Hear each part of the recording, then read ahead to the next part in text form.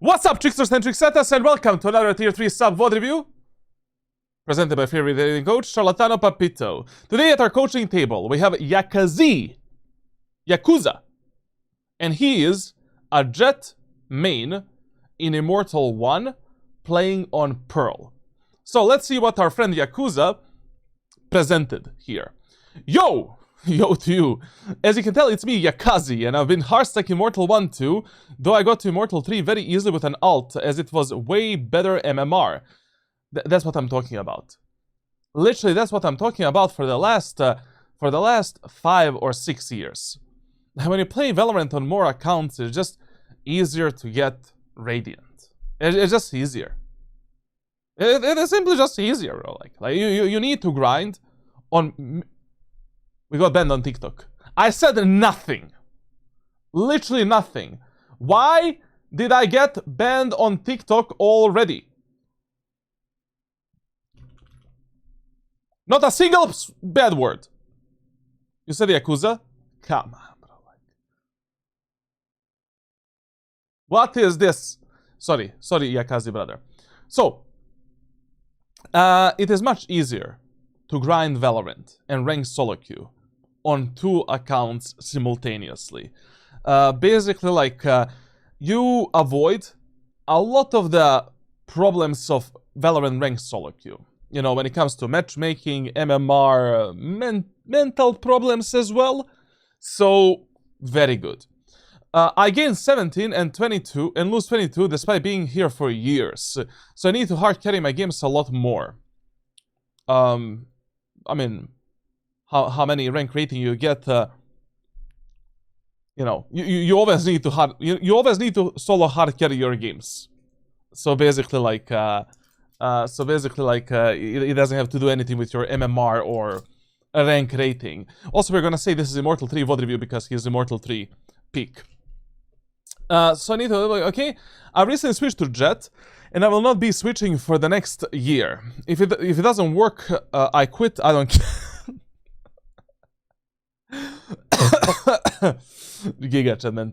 My brother is like, literally, you know, he installs Jett and he is like, instant. Respect, to be honest. Respect. Because my Sentinel Claw playstyle isn't working, and I'm sick of relying on my teammates to win the game. I need to be able to get a number advantage, risk-free on my own dash. Listen, man, you know, like, the absolutely best agents to solo carry in Valorant and to grind ranked solo queue are currently these 6 mother effers. You know, very high solo carry potential, very high levels of adaptiveness, very versatile playstyles as well, very high solo queue carry impact as well. So basically, like, you know, I don't know why people play anything else, to be honest, like, and then except these 6 things. So yeah, like, good mentality. You know, you in every single game of rank that you play, you need to be solo carry, because if you are not the solo carry, you don't expect that your random teammates in ranked solo queue are gonna do the proper job, and that they're gonna carry you instead. Also, like, what I wanna mention here is elo in which you're playing right now is probably the worst elo in Valorant. You know, Ascendant 1 all the way to Immortal 3 is just hell of a time. Like, that's elo hell of Valorant, where people, like, they turn from normal human beings to straight up, like, literally every single game. Every single game, like, especially if you're playing in Europe, God forbid, or Asia, God forbid, you're not gonna have a fun time. You know, like, you cannot get in your ranked matches with a mindset that your teammates are always gonna do the optimal plays, that your teammates are always gonna play well, that your teammates are always gonna communicate, listen to you, that your teammates are not gonna be toxic. Like, you need, every game of Valorant, you need to start with a very pessimistic mindset. Basically, you need to solo carry, you need to correct the mistakes, you need to be the leader, you know, the one in charge, the Yakazi, you know, mentality. if you want to have a successful grind and reach Radiant as soon as possible. Now, I'm working through the playbook, but I will need some considerable help if I'm wanting to make it to Radiant. Okay, I mean, through this VOD review, we'll see, what are your most visible problems, what you should mainly focus on for the next few months. But, yeah, and maybe you're gonna get some training. I don't know, like, I give trainings usually when I see that some training is gonna be good for a player, obviously. What happened to the live? Listen, TikTok checked. If the live stream goes down, just go on Twitch. I don't know, I'm getting 7 bans on my TikTok live streams. And I don't know why. There's no reason, no nothing. Nothing, literally. I don't do anything. It doesn't matter if I say a bad word or not. Nothing. What's your bench press PR? 182 kilos 2 times. I have a video of it. I'll show you later. Now, entry. I often pop... motherfucker. Gerald, thank you for 31 sub. Entry. I often pop my dash way too early. I ask my team to execute a site. I notice I'm getting no util, despite me asking, and then my dash runs out without using it. Waste. Very simple problem. Very simple. Very simple solution to this problem. You don't pop your dash ability until you're ready to go out. Have you thought about that one? Like, basically, when it comes to utility in ranked solo queue when you're playing Jett, you're only waiting for the smokes. And you're waiting for at least one of your teammates. Okay, let's put the Pearl. So, I'm executing a set of Pearl. I'm gonna wait for 2 smokes. Smokes go down. I'm gonna wait for one of my teammates to come close to this choke point. And I'm waiting for the moment of time when I can see that teammate is ready to go out together with me. I'm observing, is there any slow orbs, molotovs, or setups that are gonna F up my teammates? If everything is good, I go in. You don't care about the flash stance, like literally it doesn't matter that much. Like this is the timing for you to activate the dash ability and to move in. And to take space for your team in a safe way, survive, and play a trading game of numbers. Okay, for some reason I tend to overthink what the enemies do, hence my slow rotate time, which I'm currently fixing, is a result of me maining Sentinels not wanting to leave my site open. Listen, how fast you rotate purely depends on the maps that you're playing, which round you're playing, and what type of patterns enemies used in the previous rounds. Like, on fast rotation maps, insta rotations, like just immediately. No second thoughts. You don't care what's happening. In the first 4 rounds, on a defender's side, fast rotations. On any map in Valorant. Prioritize team play, prioritize playing with your teammates. Now, in every other round, and in every other situation, you just want to see the spike. You just want to see, how many enemies are there. Ask yourself, what type of patterns enemies used in the previous rounds. What did you expect enemies to do in this round as well? Like, when it comes to rotations, like, what really helps is you predicting what enemies are gonna do in the next round. Like, during that specific round, you should already be ready for something. Some kind of a play based on the previous rounds. So, once you understand that, and once you can read that, it's much easier to make better rotations. To just, go with the flow, so to say. But it's okay. It's okay if you think a bit more. But then you make a game decision. Like, the worst thing that you can do as a Valorant player is, like, always playing on your instincts. When you're already not Radiant or high elo player. Like, your instincts and feelings, we don't care about them. We don't care about them. Like, you should think, but you need to limit the amount of time that you have to think in ranked solo queue. Like, for an example, if you cannot make some kind of a decision in less than 3 seconds, it's better for you to make any decision instead of not making any at all. Like, 3 seconds is like a limit. You give yourself time to observe the minimap, to observe the ultimate status, what's happening on the map, and after 3 seconds, do something. Fight timing. I need to find a way to make gunfights more versatile for me. I also don't really know how to fight with my teammates. A lot of the time I'm thinking we're gonna get collat. Let me pause for 0 points so we stop lining up. Maybe I just think too much. This is very situational. You know, obviously, there should always be a healthy gap between you and your allies. Like, you will want to get collatted by operator or something like that. But, we'll see. We'll see in your gameplay. My routine is long.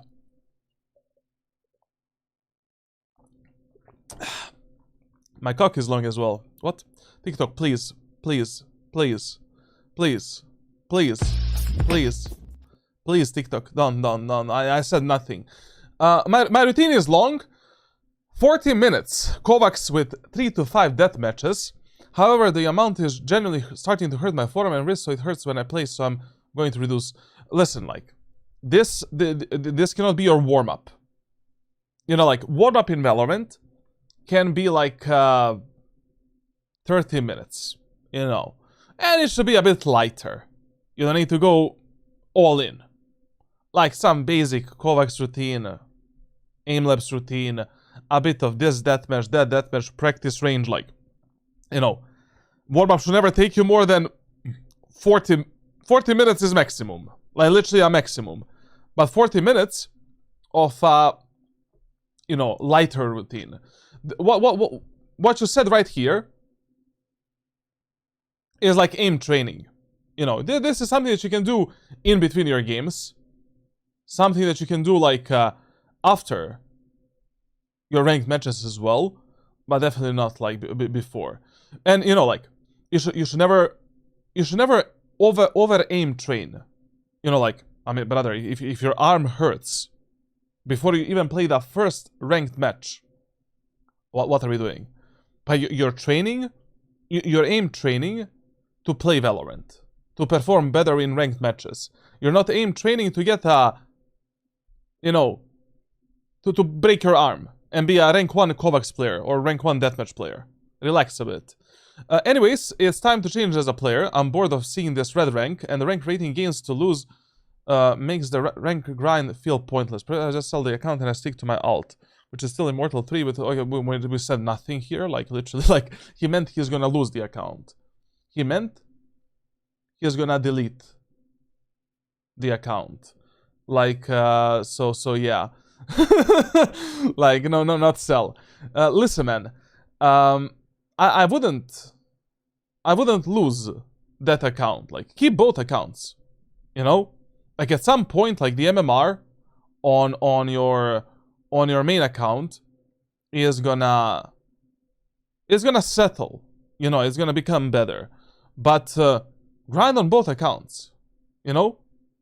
Because at some point your Immortal, your alt account is also gonna get in a bad position as well. Like, play on 2 accounts simultaneously, you know, like one account can be your, you know, all around account, you know, your main account, and that second account can be like a no excuse account, you know? Like, basically, on that alt account, you just play 1 match every single day, and you try to, like, when you're 100% ready to win, perform, mechanically, physically, mentally, you're there. No excuses account. You lose a match, it is your fault, no matter what. So yeah, I'm statistically terrible at Pearl. Okay, you know, you have the playbook on Discord, you should go through it. Also, I need to ask, like, do you do anything else except just aim training? I mean, like, you know, a lot of the players that are stuck in Immortal are stuck because their knowledge and situational awareness are heavily lacking and lagging behind other skills. So, do you do anything else, like, except just, you know, aim train and go in ranked matches? But okay, we're gonna talk, we're gonna see. Also, I like to say, sorry, XQC. Yo, Weboski, all stream, man. Chilgello. That's what I do on my main. 1 game a day. Yes, sir. Is it bannable now to have an alt Smurf or still no? Pi, it's bannable to have a Smurf account, but I mean, like, if you're not streaming and you have like and you buy a mobile number for like 200 rupees, you have as many accounts as you want. Literally, they're not gonna ban anyone, literally, unless you're hard smurfing and you know it's way too noticeable. I really believe that there's no way, man. Like, there's no way. They're just gonna ask you for a mobile number after Ascendant 1 or something like that. In EU, no. They still didn't implement that in Europe.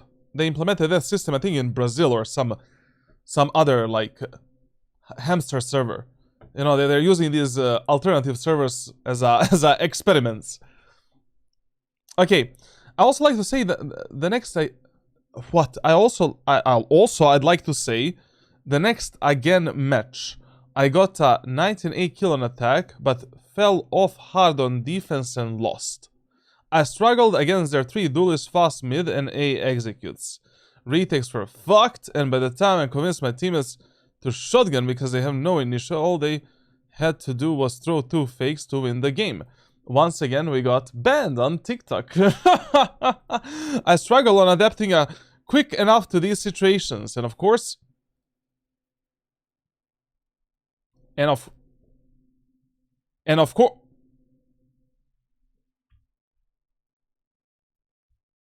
And of course, I'm the only one thinking on my team, so I need to be a sharper player. Listen, in every match, as already mentioned at the start, in every match you need to be the one that is only thinking during his ranked games. You know, like basically, you need to play. Like I don't know what to expect. You know, what do you expect from a random online 5v5 ranked solo queue game in any video game? You know, like it literally doesn't matter who I play with in every video game where I reach the top rank. It literally doesn't matter which rank I am at that moment of time. My teammates are AI, enemies are AI as well. I don't care about them. I don't care about friendships. I don't care about negative stuff. I don't care about anything. I'm there to win a match as best as I can, to give it my all, try hard, try to communicate, you know, here and there, lead my teammates where I can lead them, try to adapt, overcome, and that's it. That's how you need to grind every 5v5 competitive video game. Like, with that type of a mentality. Like, there's no expectations. There's no, like, optimal place from your teammates. There's nothing, essentially. Like, there's no good or bad lobbies. You know? Like, even in top 100 Radiant, you never know when, you know, if someone has a bad day or a good day, you know, if someone is like more or less ready to play, maybe somebody took a break of 6 weeks, like I do, for example. Like, so if you want to win a match, you want to win in life, you need to try hard. You know, you need to try hard. Okay, current sensitivity. 0.115 1600. A bit lower, but we'll see. I think it's fine, but potentially you might agree it is too slow for a duelist and why I'm extremely... But listen, like, yeah. You know, if you want to play Jett on that sensitivity, listen. So, 0.115 at 1600 DPI. It's manageable. It's a decent sensitivity for Valorant. But the thing is, like, with this sensitivity, if you're not using your whole mousepad to aim, if you're not investing your whole forearm, including your... Yes, this is his hand. Your wrist as well, and fingertips, you're gonna be fucked. in the ass. Like, take a look, for an example, like Demon 1. He plays on 0.1 at 1600 DPI, and he has a hand cam on his on every single stream. Like, take a look at his hand cam, for an example. Like, when he is going through the doors here, and he flicks from this position to this position, brother, the whole table is shaking. Like, it's a fast, sharp flick with a whole arm. Like, he is investing his shoulder to do that type of a flick. He flicks with a full arm, microcorrects with the wrist, no problem. But the problems begin when you have this sensitivity, and then you're only doing this. You cannot do that. You simply cannot do that, essentially. So it really depends on your aiming style and grip style as well, like whether or not you should use this sensitivity. And when it comes to Jett executes, even on 0.1 sensitivity, you can still flick left and right to get the info if you're fast enough and if you flick with your whole arm. So yeah. No, it's okay. It just depends, you know, how you aim, how you control that sensitivity.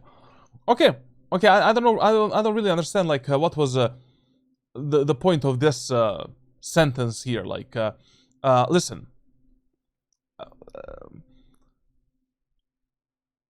A game of Valorant is split in two parts.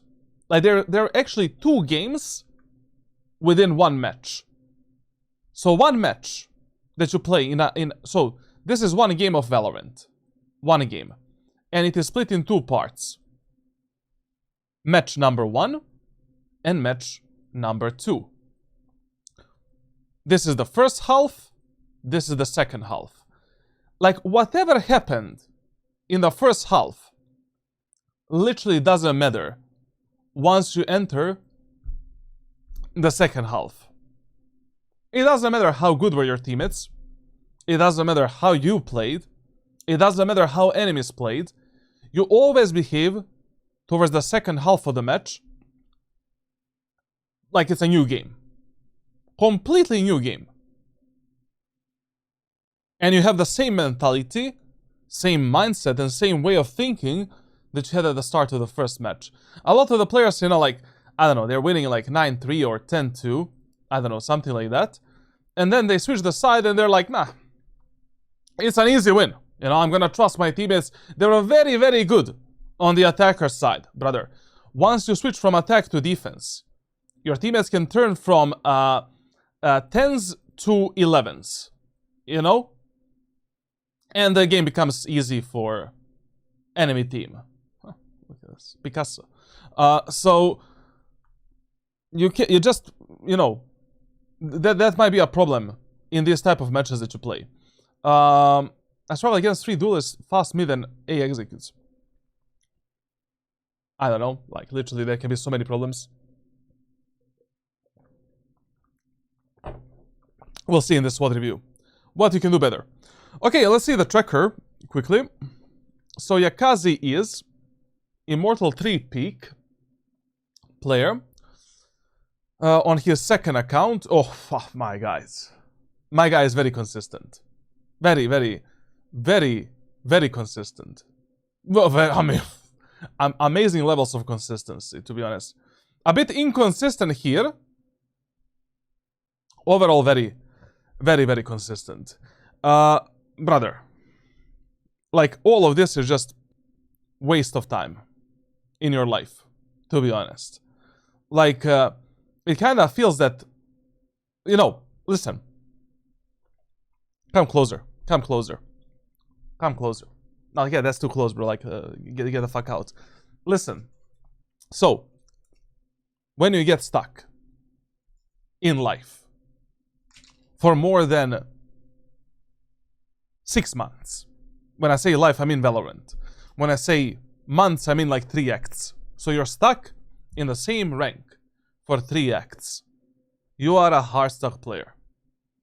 And you need to get out of your comfort zone. Like, you need to flip the switch. You need to do something different. You cannot be hitting the same wall for 6 months over and over again by using the same playstyle, same agents, same guns, same this, same death, hoping that something is gonna change. Nothing is gonna change. Like, already here, like, in this act, I would have said, enough is enough. Enough is enough. You know? Sage, Sky. Fuck you. Fuck you. And I would immediately try to do something else. Also, there is another problem for you.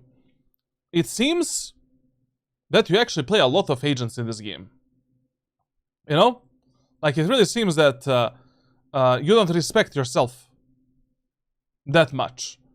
Okay, this was not bad, to be honest. Like, you know, this act was actually cool. But this one, criminal. Absolute criminal. Also, listen. You know, I can respect that you're trying new things here and there. You know, that you try to play Omen, you try to, like, play this, play that. But which agents you main also depends, you know, what suits your playstyle the best overall. Sentinels are probably not your solution. When I say Sentinels, I mean, like, you know, Cypher, Killjoy, and shit like that. So, he is not that bad player, like, in the previous acts, like, he can put some numbers. Also, your mechanical numbers are pretty decent. Pretty decent, I'm not gonna lie. Very good, actually, what the fuck? I don't know, you know, if I was you, I would literally just main Chamber and Jett 24/7. For the next 6 months. Chamber and Jett insta-lock. And maybe, because we're already, you know, close to some higher elo lobbies, maybe I would try Vele as well. Maybe I would try Vele as well. I mean, I'm gonna check your VOD review right now and tell you, like, you know, what's the best idea for you to do. But just based on the tracker, like, I would literally just learn the shit out of Chamber and Jett, master these two agents completely, and that's it. The problem is, like, also, every act, you're kind of playing a different agent. You know, this act, my guy is a Clove main. With a bit of Jett, with a bit of Chamber, and a bit of Omen. Last act, Omen, Clove, Raze. Act before that one, Clove, Cypher, Killjoy, Reyna, Vice. Then, after that, we have Chamber, Raze, Cypher, Vice. Then after that, Cypher, Chamber, Killjoy, Clove. Like, are we gonna stick to something? You know?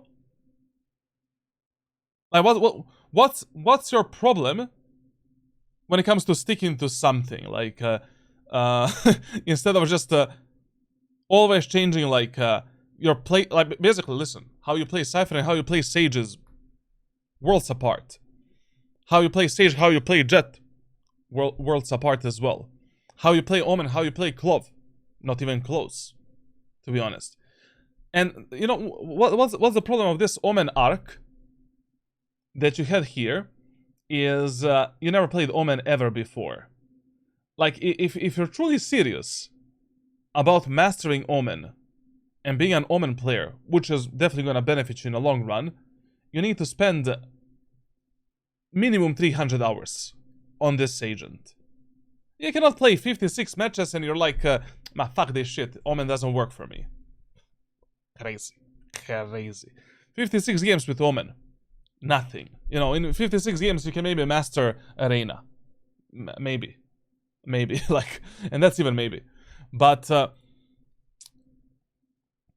don't know.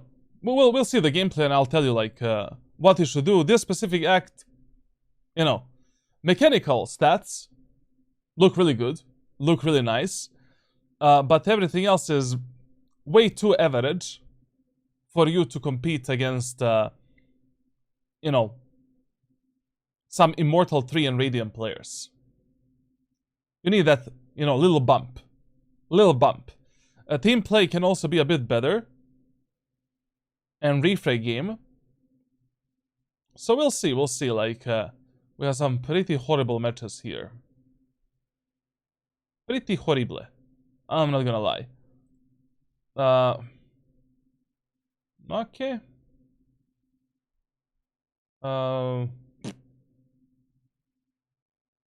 Okay. Sorry, I'm just looking at something like it doesn't matter. It doesn't matter. But we talked about this so many times on streams. Attacker side. You kinda perform equally average on both attackers and defender side. Equally average player. You know what? You know what's good? You deserve to be immortal. Like, there's one silver lining here. You definitely deserve to be immortal 2, immortal 3. You know, that is your rank. That is definitely your rank. But the thing is, like, you know, when you have such a bad MMR on one account, you need to have at least 60% win rate if you wanna be moving upwards. Also, let me tell you something. Like, there is one very specific method that I use during my coaching when I'm coaching players from Immortal to Radiant. Like, basically, you should never expect to go from, let's say, Immortal 3 to Radiant within one act. That is almost impossible with a MMR system and inflation that we have right now because of the war and everything. So, like, basically, when your account is in such a bad shape, very bad state, like, first goal for you is maintaining 60% win rate. How do you do that? By becoming a better player. Obviously, like, you know, there's probably a lot of problems that we need to fix, a lot of gaps in your gameplay. We'll see what you can do better. Now, when you're Immortal 3, every single act, you want to push your main account only for 100 rank rating. If you don't have unlimited amount of time to play Valorant. Like, if you don't have, like, I don't know, 300 hours to play Valorant in like 2 months, every single act, smart grind, one step at a time. So basically, you go from 200 to 300 rank rating in one act. Then in the act after that, 300 to 400. Surprise, then 400 to 500, and then you get Radiant. So basically, yes, it's gonna take you 1, 2, 3, 4 acts to go from Immortal 3 to Radiant. But it is much better grinding like this when you're waiting for your MMR to reset a bit and rank to reset a bit as well.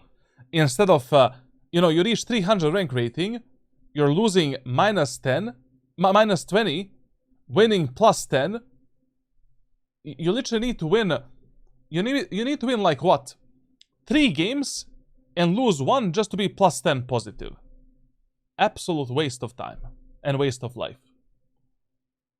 So, you know, what would I do? This is what I would do if I started playing Valorant right now, in 2026. So I started playing Valorant in 2026. I'm an, let's say, above average player. Above average player, like, I got from Iron 1 to Immortal 3 in, like... God. Why am I getting banned on TikTok? Like, what is going on, bro?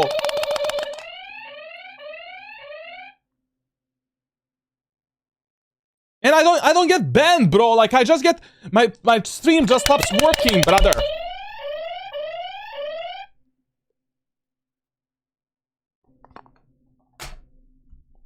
And I can turn it on again. Maybe the music. Maybe the music.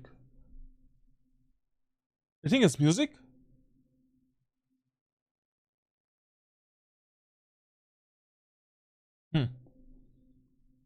Maybe the music. Okay, we'll see about the music. I'm gonna turn off the music next stream. Okay, so I got into Immortal 3 in 2026. I make a second account. I bring a second account as well to Immortal 3. And now, on my main account, I go from 200 to 300 rank rating. I stop playing ranked on that account until the next act. And I'm playing on my second account. I'm spamming the games on that account. You know, I'm trying to get better, trying to polish my skills, etc, etc. Act after that. Main account, 300, 400. I stop playing on that account. And I play on my second account. Next act, 400, maybe. That act you can get Radiant. If you're from Europe, you know, and the threshold is like 550. I'll take it slowly, you know, so that I don't need to spend 300 hours in 4 months. Okay, it's even more, like you'll need a lot more hours if you're playing solo queue just to get Radiant. Or, you know, there is one solution as well. Other solution is like you hit up Horcus, you know, you hit up Horcus, and you ask him to duo queue with you while he's trying to get a rank 1. Then, because you're duo queue with a higher MMR player, you will be winning more rank rating for a win. You know, that's another solution, you know, get a Radiant duo queue as an Immortal 3 player, and then not only that the Radiant player is smurfing in the lobbies practically, you get a bit more MMR. It does work, like, it just depends. Yeah, listen. Like, what counts? What counts in high elo is win and loss ratio, yes. What also counts is how many rounds you win. Round win is very important. How many rounds you win and lose depends how much rank rating you're gonna get. Also, what also counts a bit is how you perform. You know, if you're the match MVP or team MVP, you're maybe gonna get +1 or +2 rank rating. Maybe. For that performance. In high elo. But also the average MMR of the lobby matters a lot. And how you perform individually in every single fight that you take. You know, how many times you die from a player that is lower MMR than you.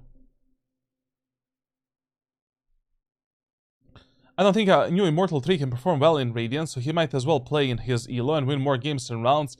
But it really depends how good is the Radiant player.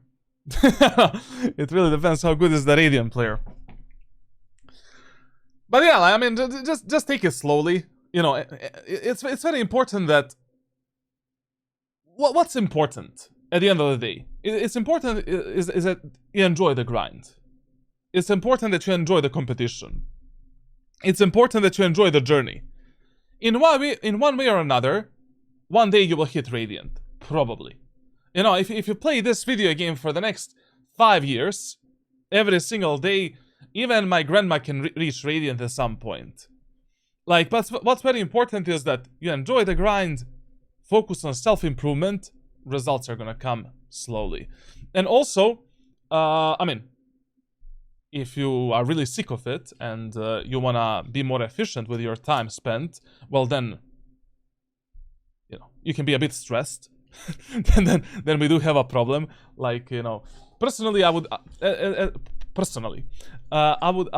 as I mentioned in the last stream, I would never in my, if I play some video game for more than 1,000 hours and I don't reach the highest rank in that game within 1,000 hours, I'm either hiring a coach or someone to help me out for like 2, 3, 4 months, or I'm quitting that video game and I'm moving on to something else.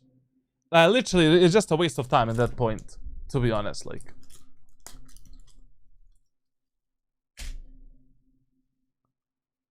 So if I'm Immortal 2, I should not care. And grind to Immortal 3.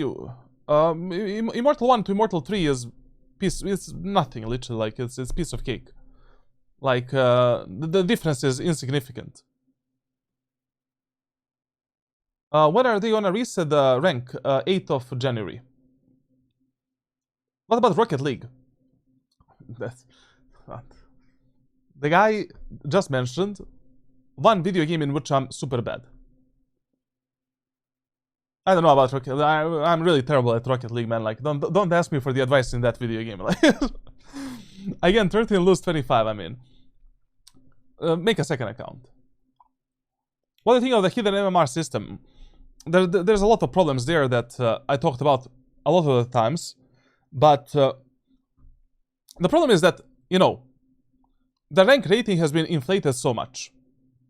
There are so many accounts that don't deserve to be Radiant at all. Including myself as well. I have 13 accounts on which I got Radiant. And I can get Radiant with 40% win rate in 200 games. 40% win rate on 13 accounts. 200 games. And not like right now. It's not that I don't deserve Radiant. I don't deserve it at all, to be honest. Like I played Valorant for maybe 200 hours in the last 16 months. 200 hours. And that is a problem. You know, also what's a problem is Radiants can duo queue. Immortals can duo queue. Immortals and Radiants can 5-stack for some reason. And that's out of my... In a ranked solo duo environment. So there's a lot of problems with this rank system, you know. But everything is designed in a very, very smart way, to be honest. Like, very smart way. So they, you know, Riot Games know what they're doing, you know. How to sell the skins and how to keep players hooked. It's very addictive, to be honest. Check randomly some Radiant trackers and check their win rates and when they reach Radiant for the first time. But yeah, I mean, like, we can check... I'll give you an example of someone, like... Let's see who has a very low amount of... we're not gonna check Zach Kappa. Like, we're not gonna check these guys. These guys are actually grinding the game and they're really good. Like, obviously, Sayonara is there. Let's check some, you know, lower tiers. Lower tiers. For an example... Let's check...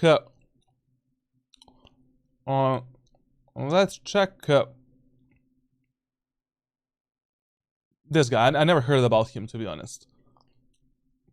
Let's check his tracker. 46% win rate. Radiant 615 rank rating. 46% win rate.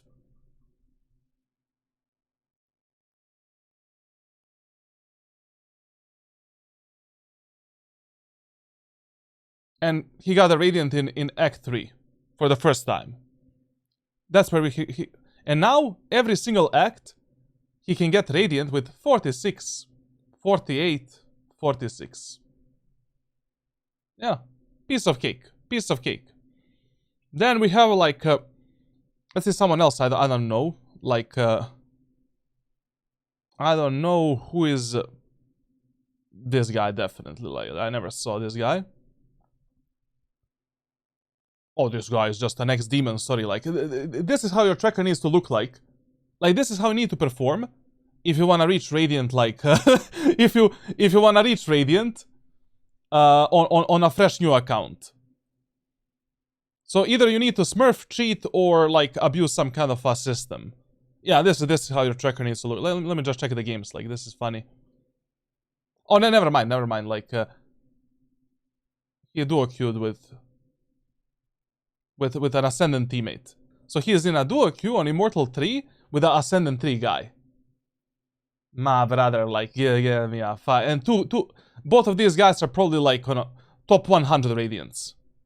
Both of them. Boosting some of these accounts. Crazy stuff, bro. Crazy stuff. Let me see amount of duo queue games. Probably a lot. Probably a lot. Every single game was duo queue. Every single game was like 70% win rate duo queue. That, you know, you can also do this. You can also do this, like, if you want to reach Radiant. As already mentioned, like, just do a queue with a lower MMR accounts with a friend that is already a demon or cheating. Then we have, like, let's say someone else, like, who is all, oh, this guy is definitely a respectable member of community. No, let's not touch him. Izot is a legit one, like Izot, but he also got Radiant a long time ago. But he's a legit guy. Yeah, he is a very good ranked solo queue player. Like, this is how your tracker needs to look like. But once again, you know, this is also impossible on a fresh new account that never got Radiant. Because he played only 103 games, 67% win rate, and got to 621 rank rate. Never. On a fresh new account. No chance. No chance whatsoever. Then we have... let's see some of these... lower accounts are better, like... these guys also got Radiant this act, like they're close. Winter 2, hashtag Mike.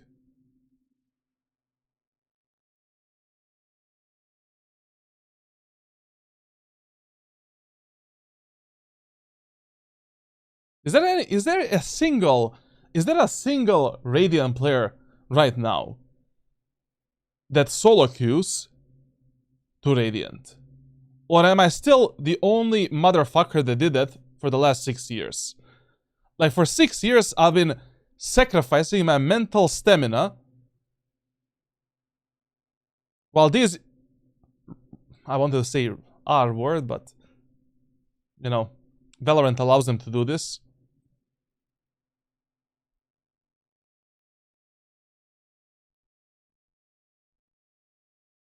Not Radiant. He got Radiant this act.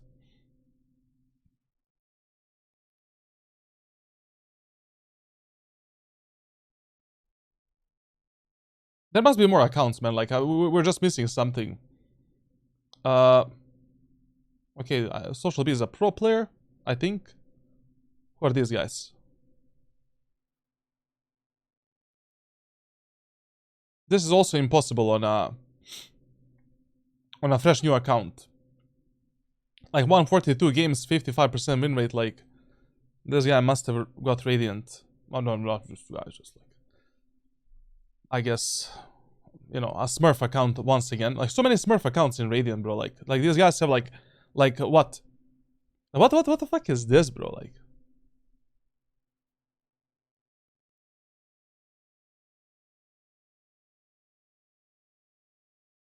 duo queue 183 games. Respect. Who he duo queues with?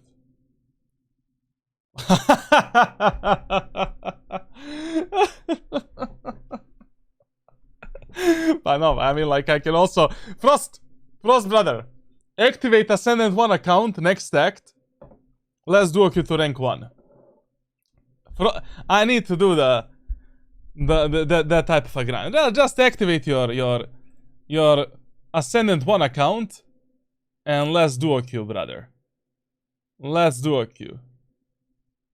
This is probably some random account they bought, like, literally at this point. Just to play duo with.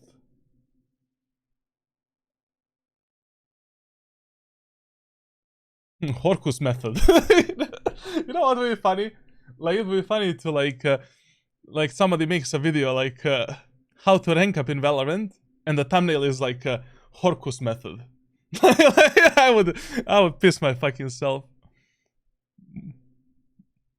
Muda and Horcus, like, how can you combine these two words, like, Mudorcus. Mudorcus method. Yeah, like, crazy. Oh, this one is a grinder. This guy is a grinder. But he got Radiant, like, in Act 1. Oh, sorry, Minister. Who is this guy? Who is this Minister? Oh, another. I'm telling you, like, there's no, like, out of like 500 Radiant accounts, there's like maybe 200 accounts that look normal. You know? Like 200 accounts. What did this guy do? What type of method this guy? Same method, the Horcus method. Horcus method successfully applied. Look at this. Like, he is Radiant. Here, he has one game up. He is on a rank up to Radiant.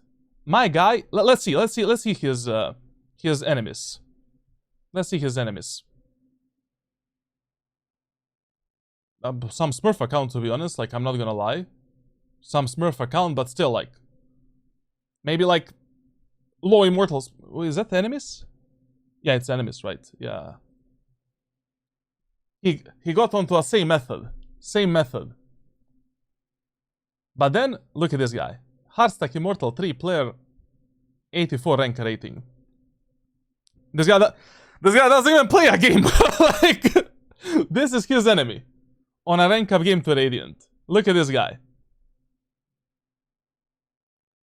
This account looks... What are these accounts, bro? Like, his...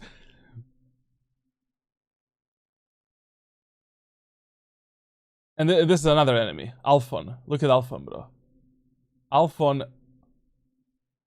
Crazy guy. Crazy dude. Okay, so overall, like, yeah, you know, that pretty much covers everything when it comes to the topics that I wanted to discuss during the tracker. You're probably Akazi. We kind of strayed away from the VOD review so much.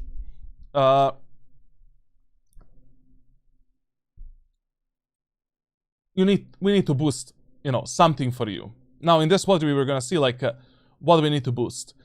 When it comes to your performance in different rounds, you know, everything is pretty much average and optimal. You know, slightly above average or average. Eco rounds absolutely terrible. Like, we need some better solutions in these eco rounds, and we need to, like, why are eco rounds so important? You know, like, eco rounds are so important because those rounds, like, you use to break the enemy's mental health. You know, you use them to make out of the enemies. Like, this is how the enemy's comms sound when you win an eco round. No, sorry, I got a call from Riot Games. They wanna ban me.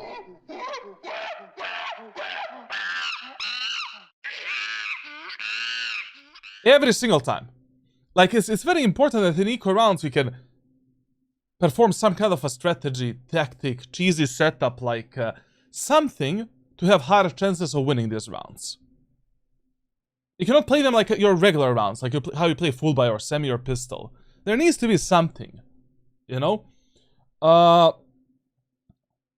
This is fine. With classic pistol, you're terrible. Like, it can be much better.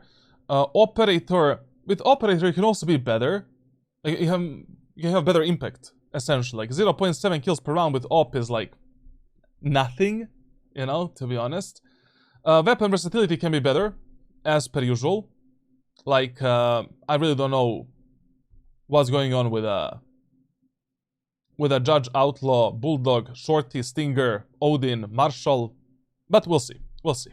Okay, let's not drag it anymore because we're already 1 hour in. Okay, let's see some people here. Are they reworking what?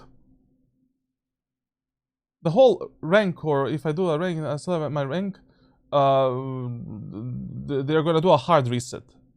Next act, Lele. What is the best suggestion you can give us solo queue players? I'm gonna tell right now.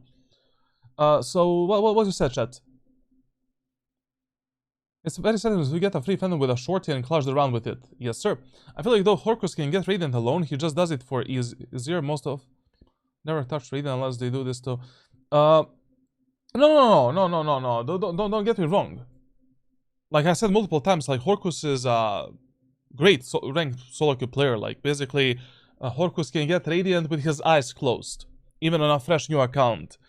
But the thing is, like, you know, reaching rank 1 while fighting only against Immortal 1 and 2 players, and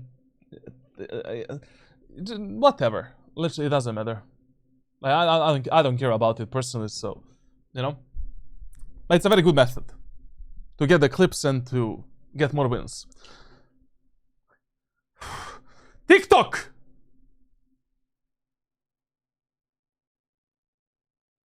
My total PC setup cost. Well, after the inflation, I'm gonna be rich. Definitely. RAM prices and GPU prices skyrocket.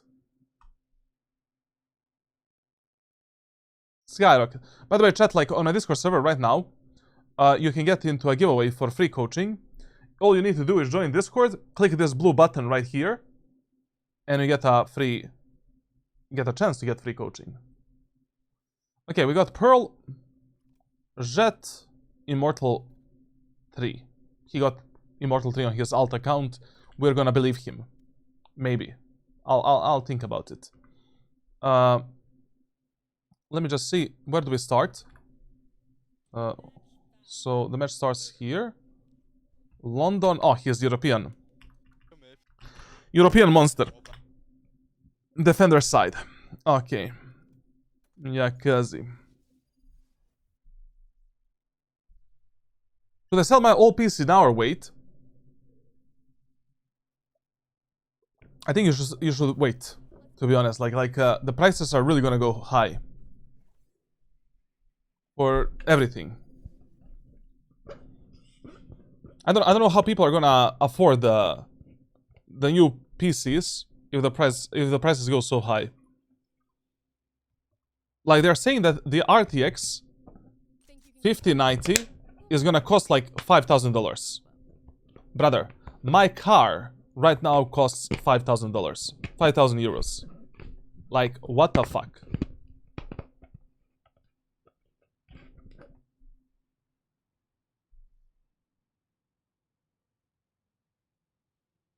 Who is Yakazi?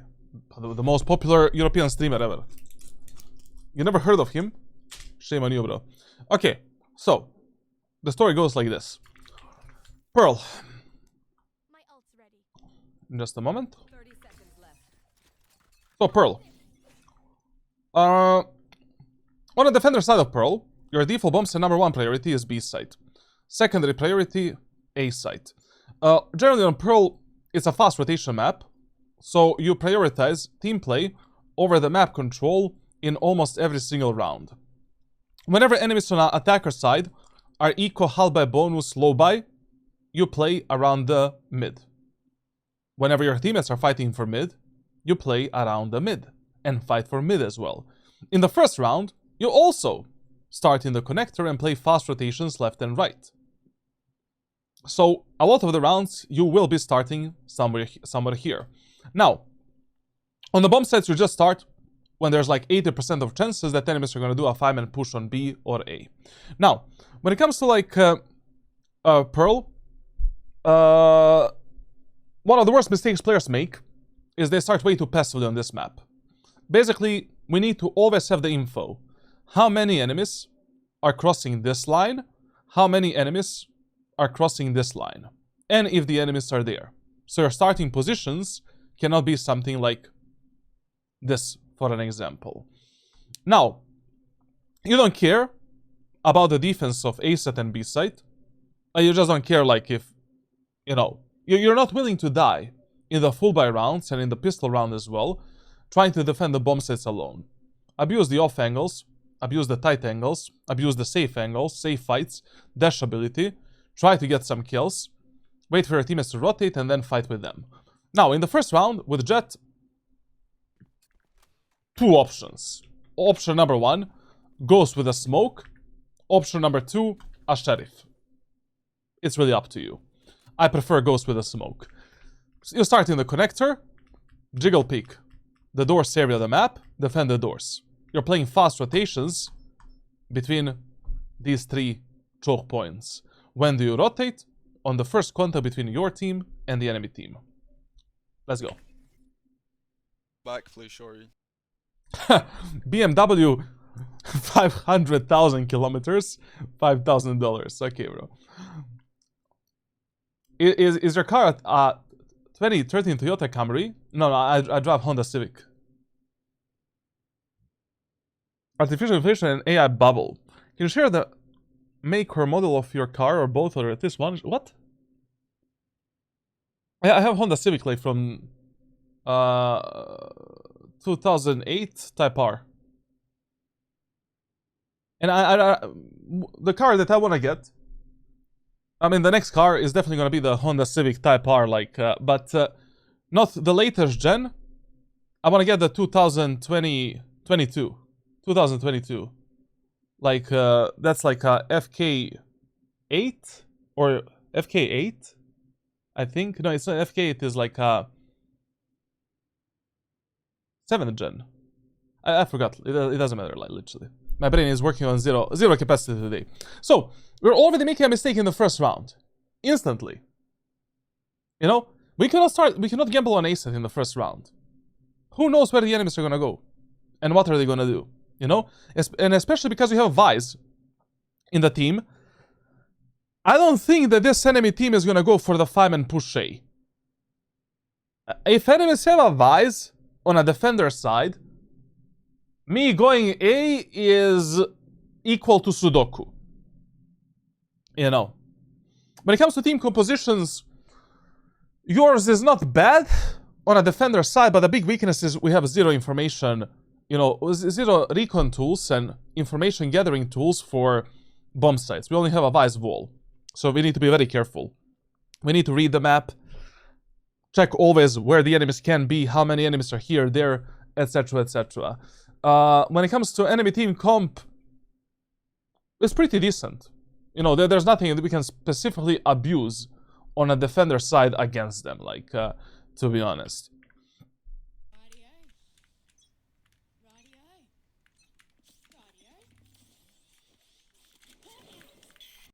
Doing this play in the first round is crazy work. Absolutely crazy. No one here. And wasting a dash ability like this in the first round is also a crazy work. Everything that you did thus far is absolutely crazy for ranked solo queue. How you positioned, how you started, what you did, and the dash ability that you wasted right now. You cannot play like this in the first round with zero information from the previous rounds. When the gamble, anyways, is higher, that enemies are gonna go B because you have Vice in your team.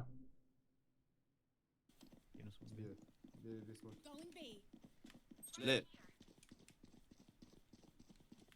Gonna come doors and help. Never mind. Yeah, and the Vice setup was actually really bad.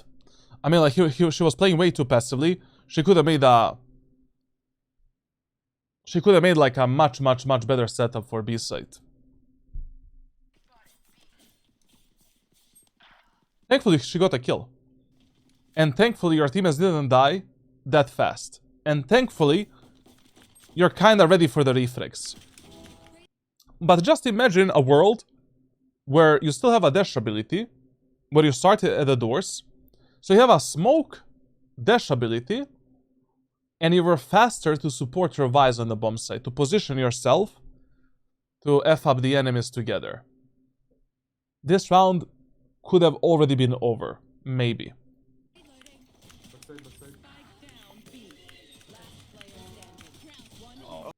Ooh, that was... These type of shots you cannot miss, man. My guys, by the way, he's doing 1 hour of aim training. Okay. When it comes to mechanical problems, I'm just gonna review this VOD one more time. Because it's a high-low lobby, like...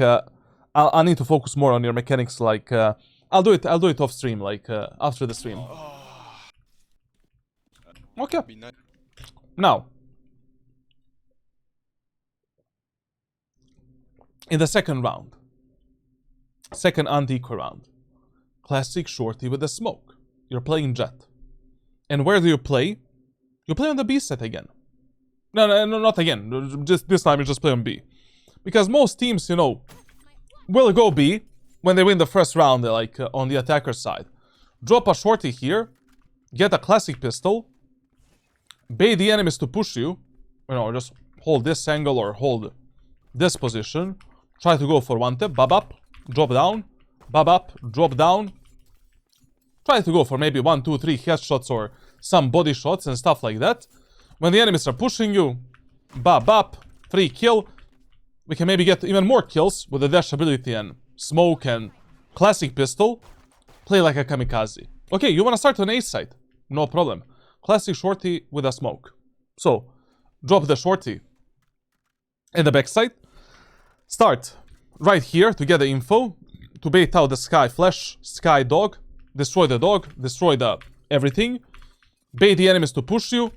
Enemy Jett is gonna be more than happy to dash into your face. With a Spectre or Stinger, she's on you. You take a free kill.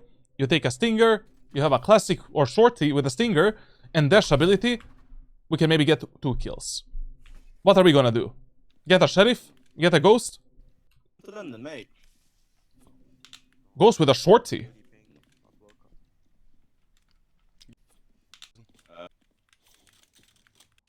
I mean, like, it's better if you got a smoke. You know? It's better if you got a shorty and smoke. Because if the gamble is bad and enemies actually go B, it's gonna be really hard for you to close the gap with the enemies without the smoke. Like in this second anti-eco round, I always sacrifice a bit of my economy to get the smoke. Because if you don't have it, like, I don't know how you're gonna close the gap with the enemies in B main, elbow. Like, we'll see. We'll see what happens. I think Ghost is too much of an investment for this round.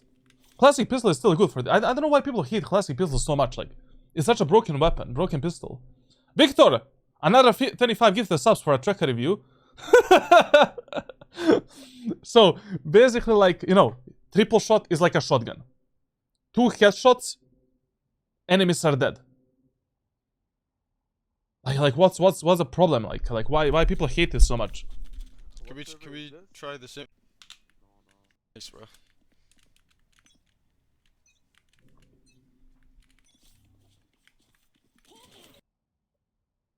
This is crazy again.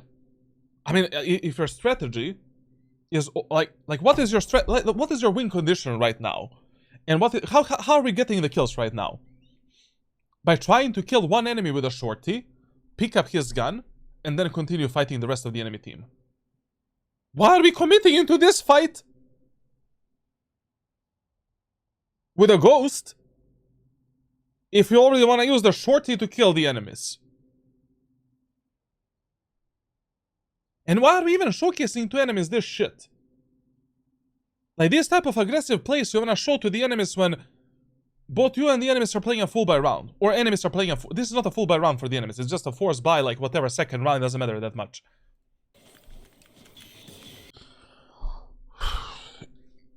Immortal Sky Flash. I would not, you know, I would expect this shit, to be honest. Like, this is normal. Smoke. Ah, brother. You have 110 games on Clove. 50 games on Omen. You use the smokes to dodge the enemy's recon abilities. You cannot play around the smokes like this with a shorty and get scouted by the enemy's recon abilities. You get in a smoke when the dog is on the edge of the smoke. So I'm gonna stand here. Based on the sound, based on the movement, on timing, I'm gonna go in, dog goes out, and I F up the enemies. And take a kill. You cannot be standing in this smoke and waiting for the dog to scout you. And wasting one bullet of a shorty to kill the dog. You know, getting a kill after the nerf's shorty, only with one bullet, is almost 20% of times. If enemies have like full shield, you'll get 20% of times a kill, which is very low. You need 2 shots.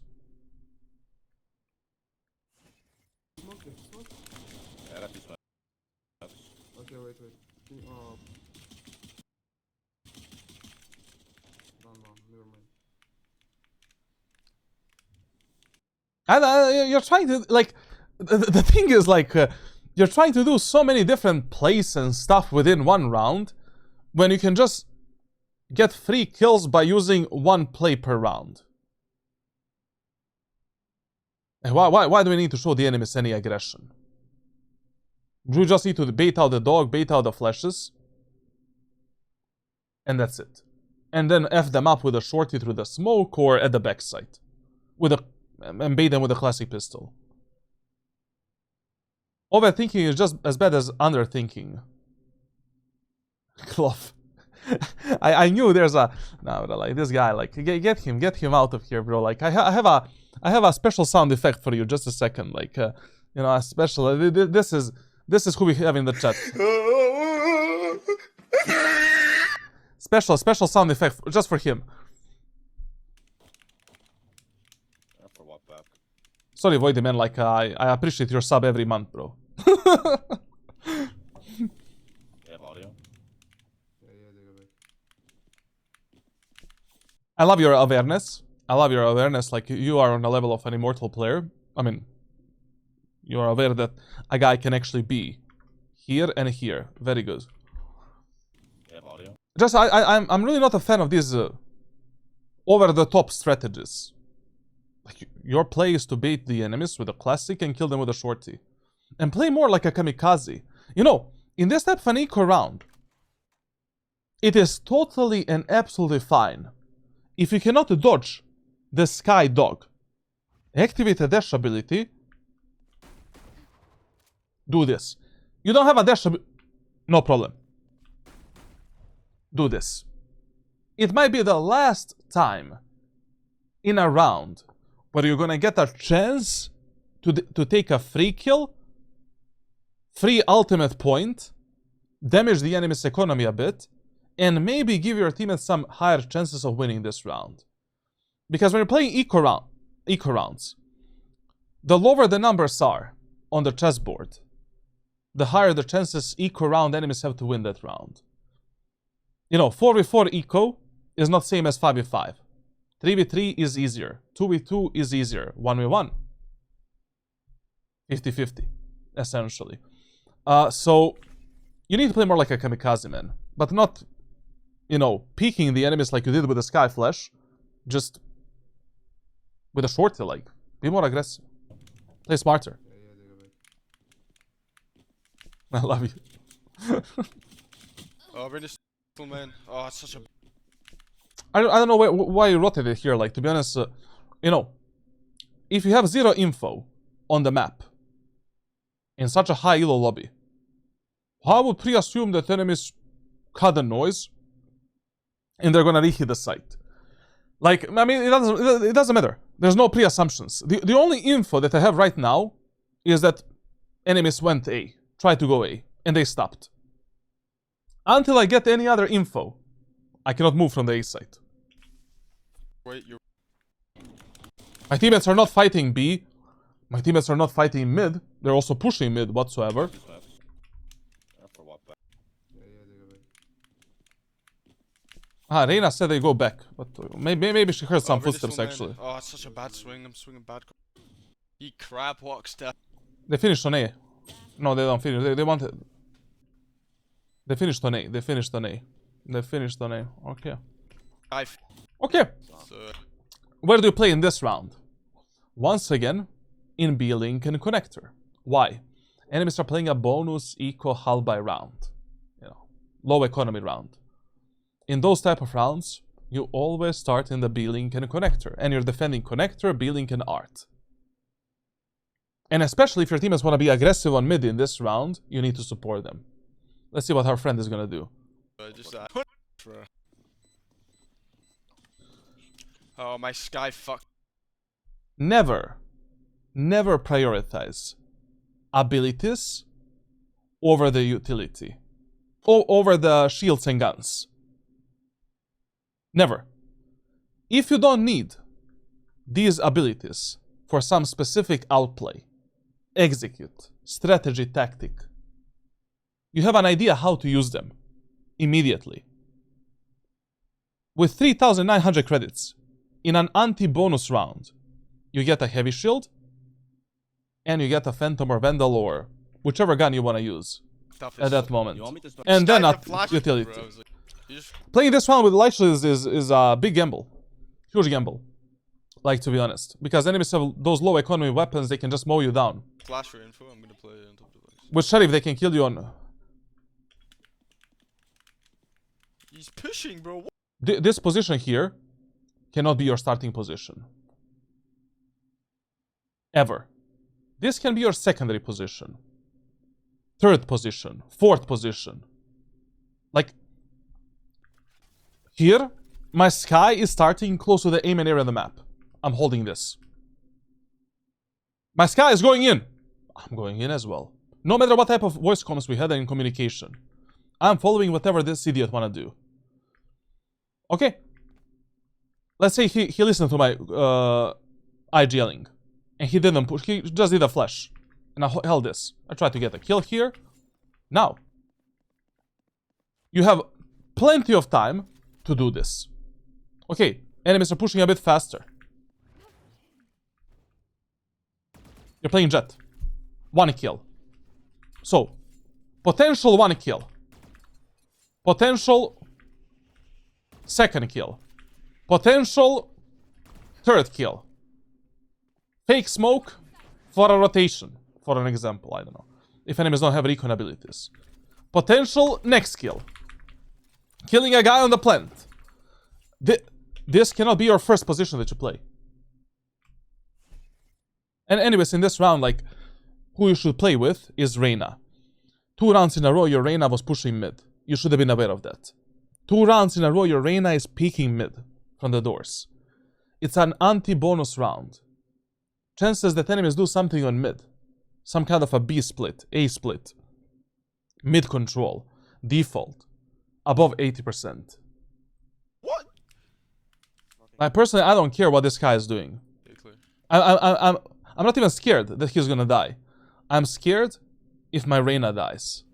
And I'm also scared that we have zero information in art.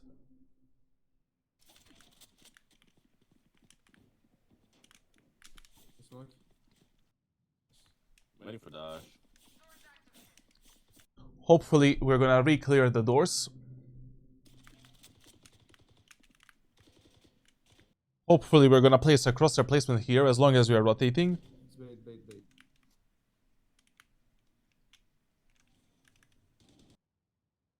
How does the Vice know it's a bait? Don't fall for these type of ghost comms. You don't care what your teammates tell you, brother. Use your brain. You know? You'll probably have higher IQ than this guy. Probably. He has debated the wall. How does we have a smoke there? We don't know what's happening. Just rotate. Fuck it. In the worst case scenario, you're gonna play a 5v5 retake on the A site, which is totally fine. You know, we can re-clear the angles, like be aware of the timings, and win this round with the better weapons that we have. One enemy remaining. What bait? What bait, bro? Like literally, like how does he know? But he's not a Houdini, bro. Unless he's cheating. If he's cheating, then you know, then we need to take a deeper look into his PC. But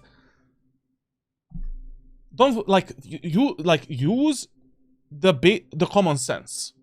Use these basic rules of positioning, rotations that at least I'm teaching players. Like, I don't know if other coaches are teaching players to play like this, but you need to use these rules to have higher chances of winning your rounds, especially the first 4 rounds. Nice. W Cooper my side hold. That's nice. Good shit, bro. Good shit. Okay, so in the first round, enemies went B, second round A, third round B. Where do you play now? On mid! Why on mid? Yes, the chances are higher that enemies are gonna go A. I'm not gonna lie. But your Reyna, 3 rounds in a row. She's peeking mid, aggressively. Once again, chances are 80% that the first contact between your team and enemy team in the next round is gonna happen here. If we don't start somewhere on mid to support this Reyna, we might as well surrender this round. Is it bad to cover doors there, though? He has 4 teammates on B already. It's bad because it's around number 3. Like in the first 4 rounds, fast rotations, team play, you don't care about map control. It doesn't matter. You don't know how enemies are gonna play. You cannot predict things before enemies give you info. They love to do these type of things. It's stupid. It's stupid to have that thought process. Thank you. Yo. We're gonna take that. Do you recommend trying to change the enemy outline color? You'll get the outline color that works the best for you. Personally, I think the purple is the worst. Now, you want to use a red or yellow, it's really up to you. You know? I usually play at night to do work and have low lights or no lights at all. Do you recommend for blue lights? Really depends on you. Really, like, you know, whatever works the best for you, to be honest. I personally love when I have a lot of lights around me, because when I play, like, in a dark room, my eyes are just bleeding. And anyways, like, the brightness on my monitor is like 150% with 80% like saturation. You know, I don't see the real colors in real life anymore. Yeah, but Once again, this cannot be your starting position in Immortal 2. If this was a silver player playing the game, I would be okay. But Immortal 2. What do you do on other maps? Like, what, you play bind, and there is a round where you start here.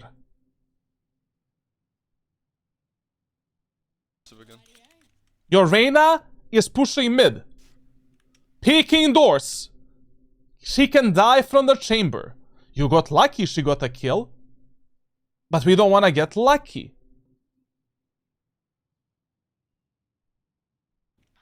Nice shot again now. Yeah, nice.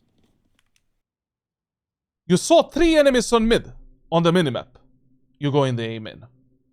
What the fuck? Rotate towards the sky. Play with the sky. On a refrag potential. We don't care about the A set anymore. Your Vice pushed B completely. She's behind the enemies. All we need to do right now is keep these enemies on mid, sell them the A site, Vice is gonna do her job, take 1-2 more kills on mid, keep the numbers advantage, we win this round. No matter what. What are we doing? If Sky dies, like if your Sky dies right now, this round becomes 2 times harder. Because you're completely alone in this area of the map, and you maybe 1 enemy is in the A mid, because we saw 3 enemies like on mid. Then you will have 3 enemies pushing through the art. God help you. I'm playing anti-sky flash. Oh, I missed my smoke. Nah, that's not me. Pushing over. You can shield one. Once again, this is just luck. You're lucky that your teammates are okay. But if this is how you play every other match of Valorant, no wonder you're Immortal 2, Immortal 3. Like, this is not how you have a solo carry impact. This is a complete opposite of a solo carry. This is just anchoring the bomb sites and keeping the map control while I'm pre-assuming that my random Heartstack Immortal 1, Immortal 2 teammates are gonna win the rounds for me. There's a reason why they're Immortal and Ascendant for the last 10 years. Okay, not 10, but 5. so like, even if you played Chamber here, Cypher, Killjoy, Vice, your Vice push B main. We got a kill on mid. Right now. We saw 3 enemies on minimap in mid. Pushing your Sky, potentially. You play on the information that you have. Leave the site, play with your teammates, kill enemies on mid. That's it. Minus 90 Sky. I No. You don't even play Cypher with this playstyle like this. Like with Cypher, you're probably gonna have some trips for the A main. Have the full A main control. Leave the A site. You have the information for this. Play with your teammates. You kill 1 more enemy on mid. You're 5v3. What are the enemies gonna do?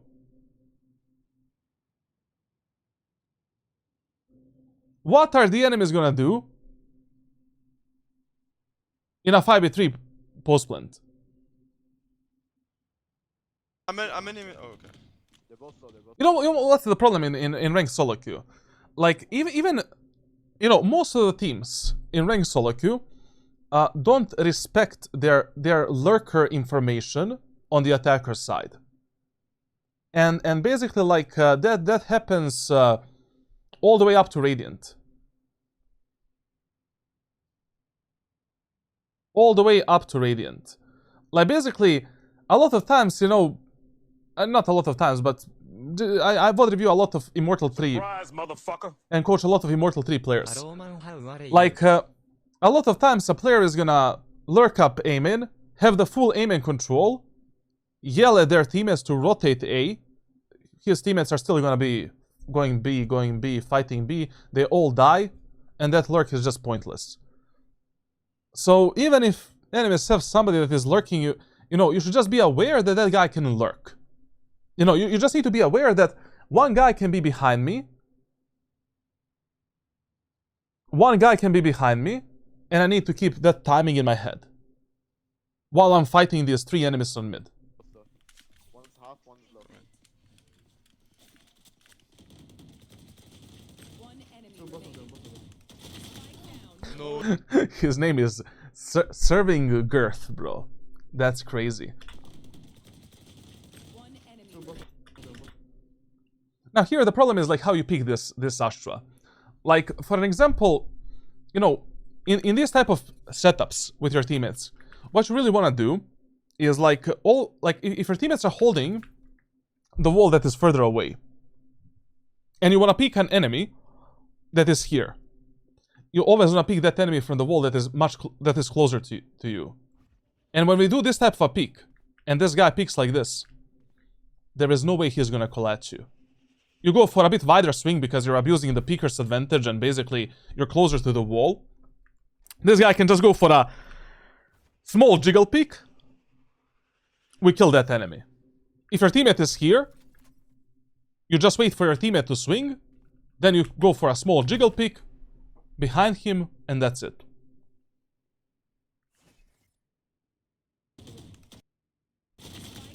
No, you we poke can in front of let. me, bro. Standing.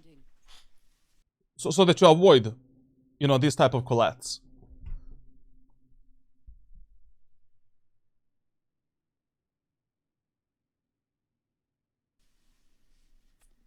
One of 5 on the Astra.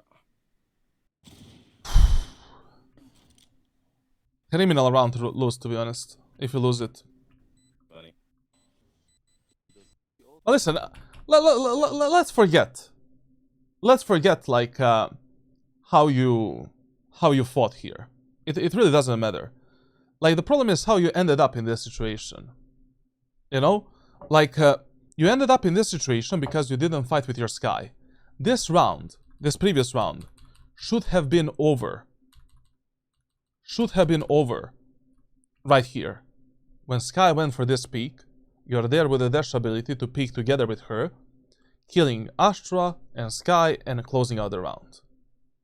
And you're still in the A-man area of the map. In the round number 4. Now, round number 5. So, what we know about the enemies is that they are never lurking, they're never flanking, they're just pushing together as 5 and executing the bomb sets in areas of the maps together as 5. Because we only have that information, that is the information that we're going to work with in the future rounds as well. Also, what we know about the enemies is that they really love a A-B pattern of pushing. Every round they're doing something different compared to the previous round, so we need to expect something different in the next round. We're playing an eco round, half by round. So chances are really high that enemies are gonna go B because of that. But also, chances are really high that enemies are gonna go B because of the Astra ultimate. So I would say that in this round there's like 80% of chances that enemies end up on the B site. So once again in this round, I would abuse some kind of you know, Bucky setup on B. Oh, actually we have money to force, like what? How did that happen?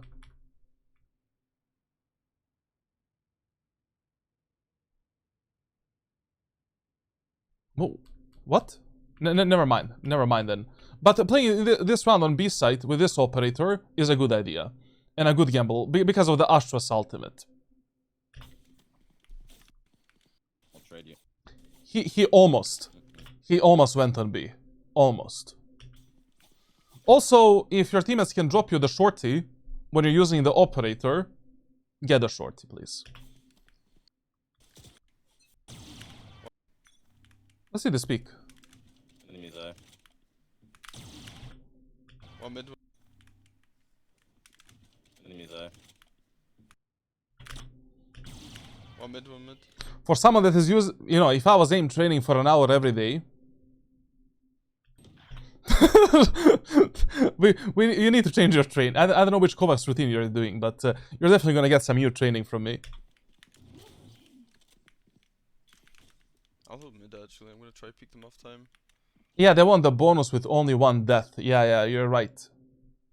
You're right. I use mid now. Okay.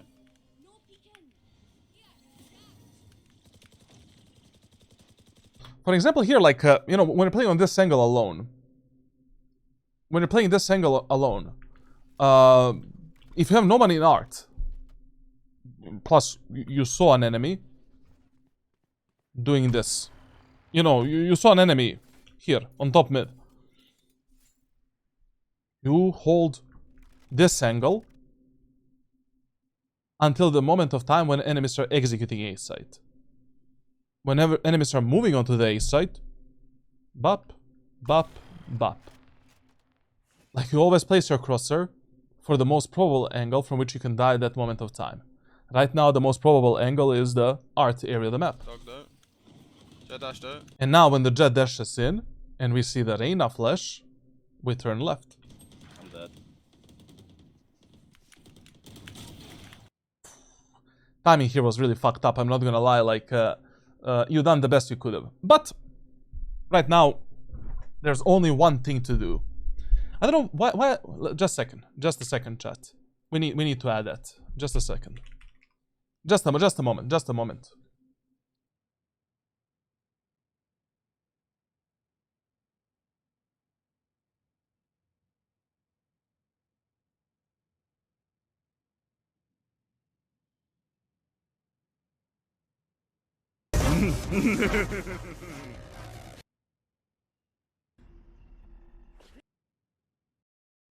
Oh, there's no microphone. I actually muted the wrong thing. Just a second. Just a second.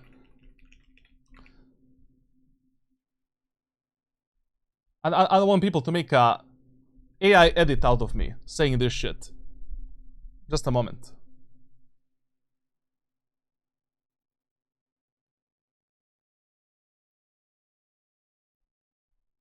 Because it's really close to the N word.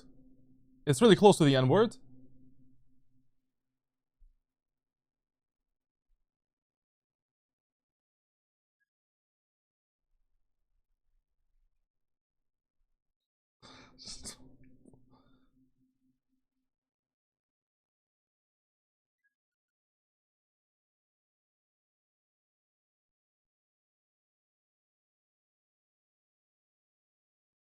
Okay.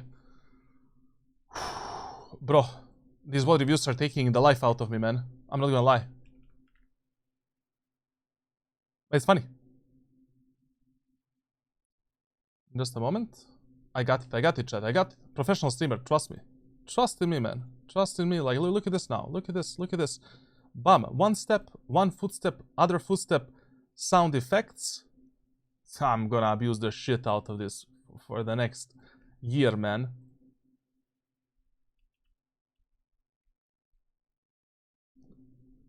Annoying my community speedrun.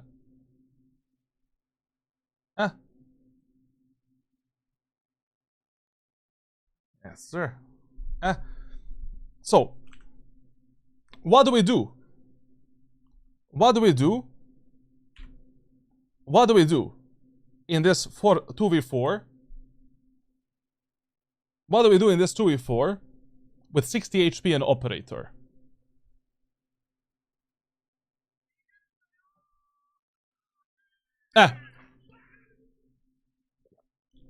We basically run away, and we save this weapon.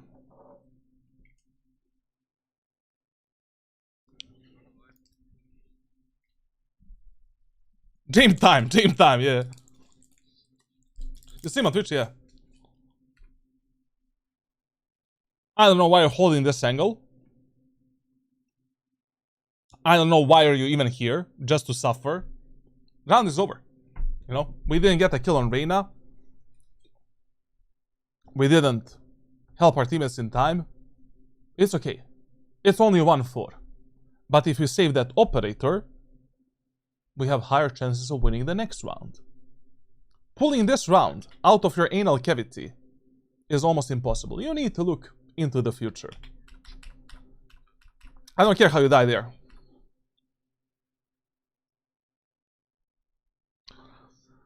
In this round, chances are much higher that enemies are gonna go B, or once again do something on mid. So once again, we should be playing around the doors and rotating towards the B set if enemies are going B.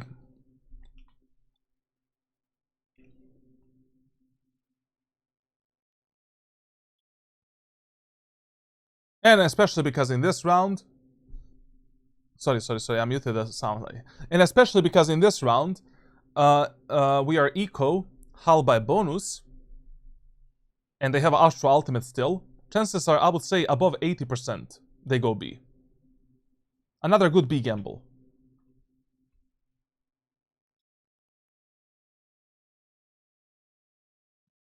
We push a 360 no scope. That's the, you know. Hello, man. Can't seem to improve at all. Was at Platinum 3 and now I'm at Platinum 2. It feels like the more I play, the more it gets worse. It would mean a lot if you could review my gameplay. Join Discord server. You can win free coaching in the giveaways, and that's it. Every week a new giveaway. Especially if Victor donates another 25 subs. Yo, Bowling Kugel, thank you a lot for the sub. I saw it 11 minutes ago, but I just forgot about it. You have a Counter-Strike background too? What do you mean? Yeah, like I have like around 15,000 hours in CS 1.6, CSGO, and CS2 combined.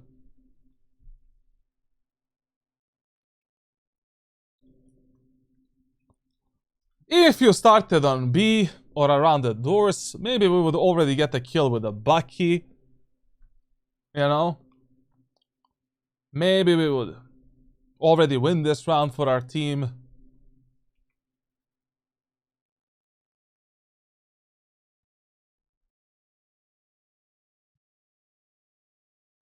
Good usage of a dash ability.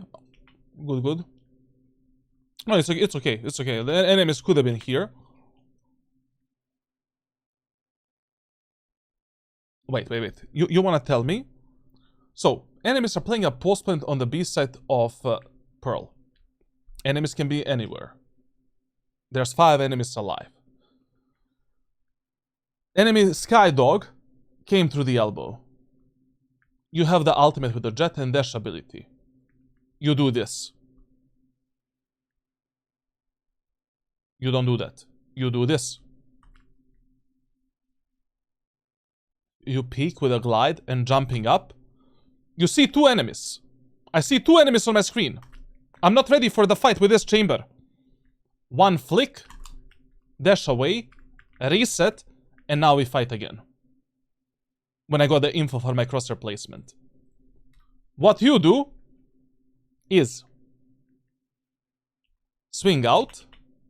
Okay, you try to dash away, but if you actually jumped and glided, you would probably not get one-tapped here by the enemy Jett in chamber. Okay, it was not a one-tap, it was literally just a double tower setup here.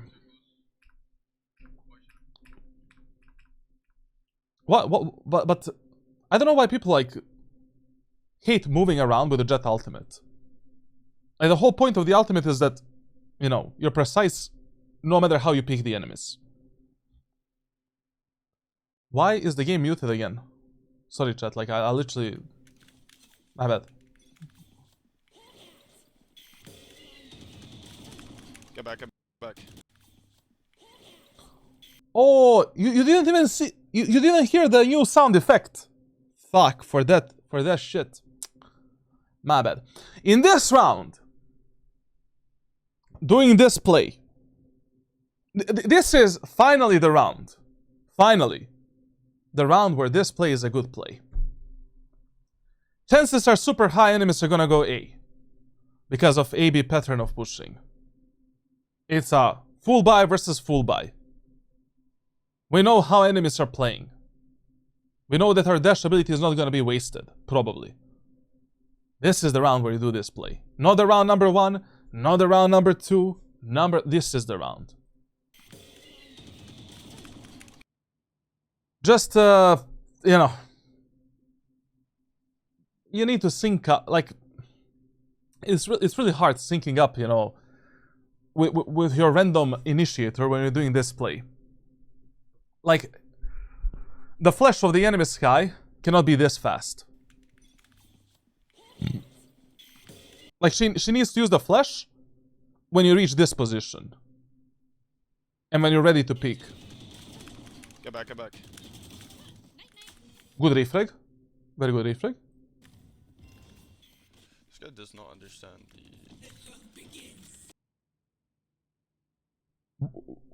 Why?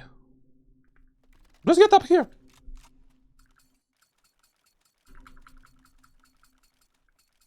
Like, get onto this angle. We can dodge the sky flashes. Drop down. You have 2 smokes. Reposition or fake reposition. We can play with the enemy mind and kill them. Why is your second position this position? Use the updraft, get here. Try to kill enemies on timing or through the smoke. Drop down. Fake reposition. Kill one more enemy. Real reposition. Get the fuck out. Ooh. Oh, go ahead. We hit something. What's your favorite CS maps? Overpass, Cache, and... Overpass and Cache, to be honest.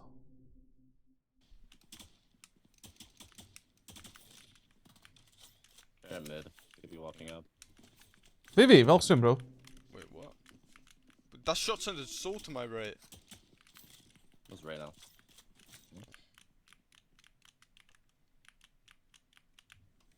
Listen, when you're defending A set alone, and enemies can kill you from both art and aim and area of the map, you cannot play on the left side of the bomb site. Because there are so many timings that enemies can pick to F you up through this area of the map. Like, this is the only logical positioning where it can be ready for both of this. This is mega scary. Your team has did such an early rotation. Like, we have no idea what enemies are gonna do. And in one of the rounds where they went A and we stopped them, they resetted the round. So right now, I would kinda pre-assume that enemies are gonna try to do the same play. They're gonna cut the noise and re-hit A. Playing alone in this spot is crazy. Crazy work. Now where you can die on timing from this spot and this spot here. Someone get here ready to play with my contact. I'm watching like this, I'm watching like that. Oh, I'm gonna fucking chickle, man.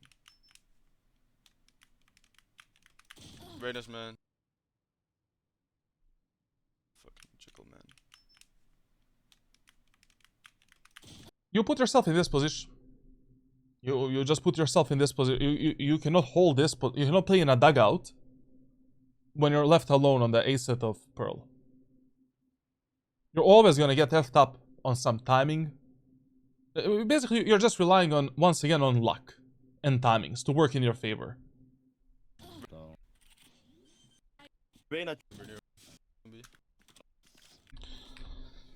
B this round. Okay. To be or not to be. I don't know, also when you're defending B in these, you know, eco rounds, halberd rounds, I think it's a bit better idea if you get a Marshal instead of Sheriff. I mean, even if you don't hit the headshots, with the body shots, you can probably deal a lot of damage. You know, at least 300, 400 damage before enemies get into the bomb site. On this range, I don't even know if you can actually one-tap enemies with a sheriff. And it's a good gamble. It's a good gamble that he's playing on the B side. Chances are really high enemies are gonna go B. Here. Yeah, there's no headshots. There's no headshots here. Like, so why not? You know, we can hold this angle tight to dodge the Reyna flash, to dodge the Sky flash. One body shot. Second body shot. Updraft here, so the enemies don't see you. Third body shot. Fourth body shot. Fifth body shot. You deal 505 damage to the enemies. Round is over. And hopefully we kill this guy, so they cannot heal. But even if they heal, they're not gonna be at, like, you know, 150 HP. Sick. So you wanna hold this angle wide like this against enemies that have Reyna Flash and Sky Flash.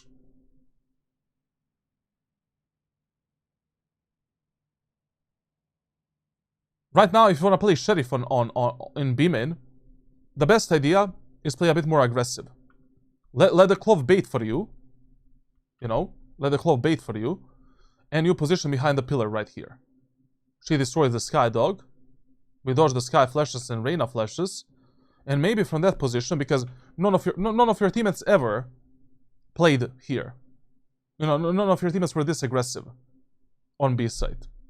Maybe we get some kills. You know, 1 or 2, and then with a smoke and dash, we can escape towards the site.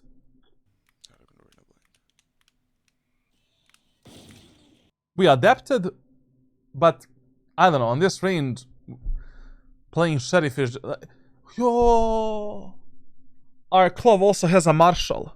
Pa brother, double Marshal setup. Literally, all you need to do with this Clove is hit as many body shots as you can. We hit 6, 7, 8. 7, 8 body shots. We win this round. I just went. There's no reason to complicate. There's no reason to complicate this type of eco rounds.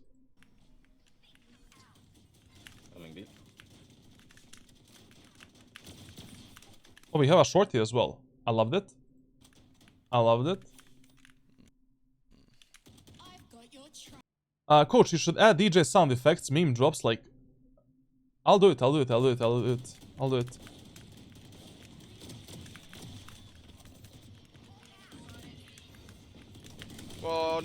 no, this...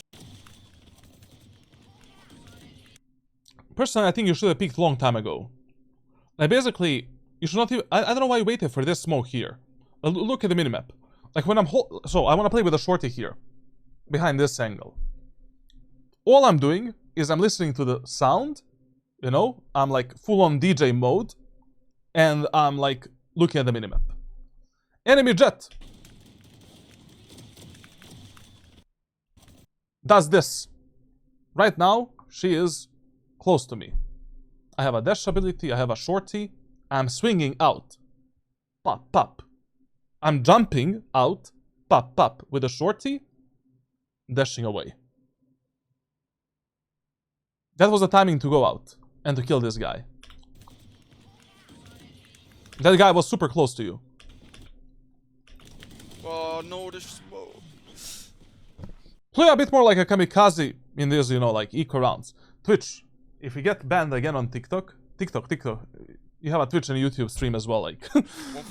Anyways, you should watch the Twitch stream because I'm doing the predictions, and I'm gonna do one right now, where you can win channel points, and then like win free coaching and Valorant points as well. So, what is the next prediction gonna be? Let's do the. Actually, I'm not gonna show you what I'm gonna do.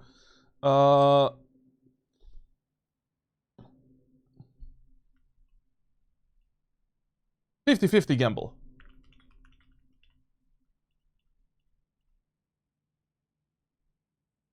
You have 30 seconds. No cheating.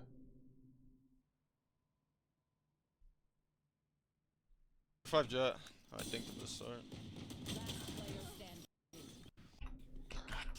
safe. Once again, like, you know, your solutions for some of these enemies' plays are not good. Or at least not good enough. How is it logical for you that you're holding the B long and you prioritize Sheriff as your weapon of choice? Get a Marshall, get a Shorty. With Marshall deal like 300, 400, 500 damage together with your club. Abuse as many different off angles and common angles as, like, this, not risky at all. And he can hit this shot, this body shot, bam.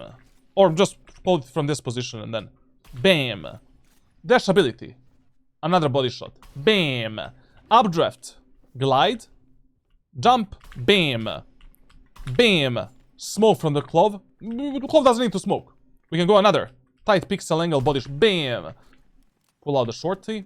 Enemy Jett dashes in. Bam, bam. Or just with a hip fire, we can start finishing off the enemies. Definitely in Right. my god. Don't think. It's one.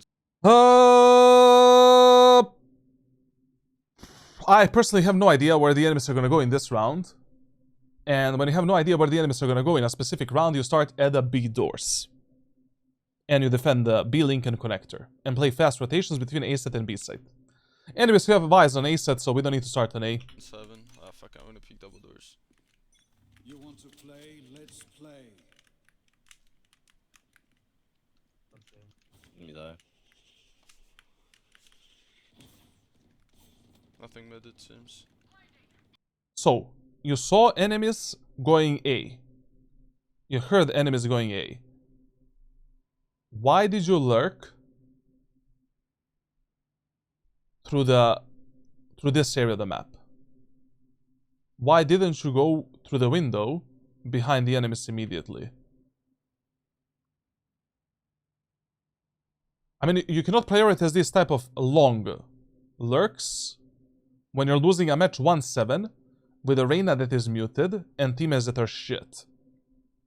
By the time that you come behind the enemies, your team can be dead. And probably will be dead.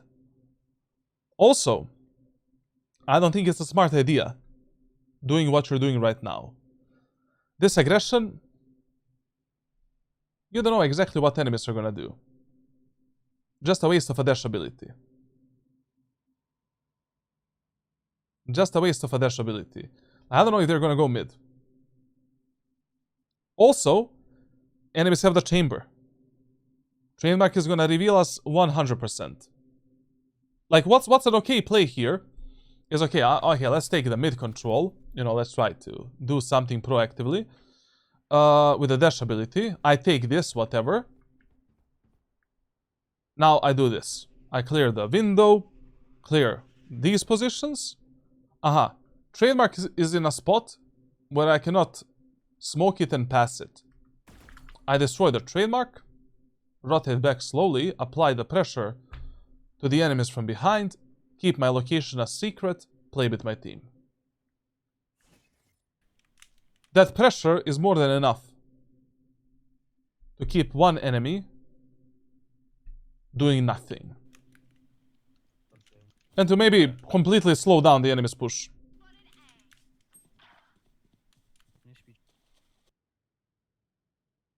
This gives us more options. I really hope we're gonna smoke this properly. But the huge problem in this match is, like, when you're losing a match so hard on Pearl, and your teammates, you know that your teammates are bad. Doing this type of plays is just guaranteed round loss.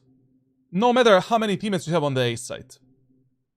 Like, chances that he loses this round here by doing this play above 80% with these type of teammates.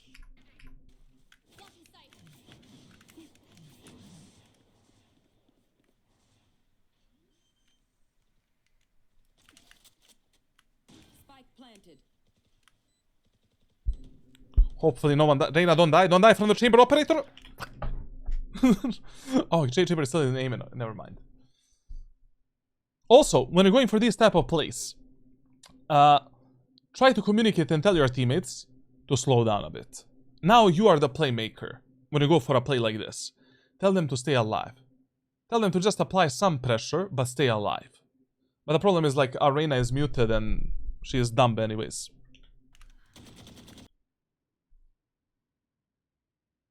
Oh my god. Oh, Where is the trigger discipline, man? Like, enemies have a trip. Do you think right now, when the chamber is looking towards this smoke, they are getting pressure by Arena, by 2 of your teammates from Art? Do you think that enemies are even considering that you can be behind them? Let their chamber live. This was a perfect case scenario where, you know, trigger discipline is important. Anyways, even if you kill this chamber, you're gonna be 3 versus 4. Getting this kill is not worth it at all. Because we're in a huge numbers. We need to get minimum 2 kills from this play to make this round 50-50. oh my god. But if you're a 5v5 and getting this kill will get you into a 5v4 retake, it's okay. You can take it, you don't need to risk it too much, and you can be done with it. Oh, I play up. But I don't know.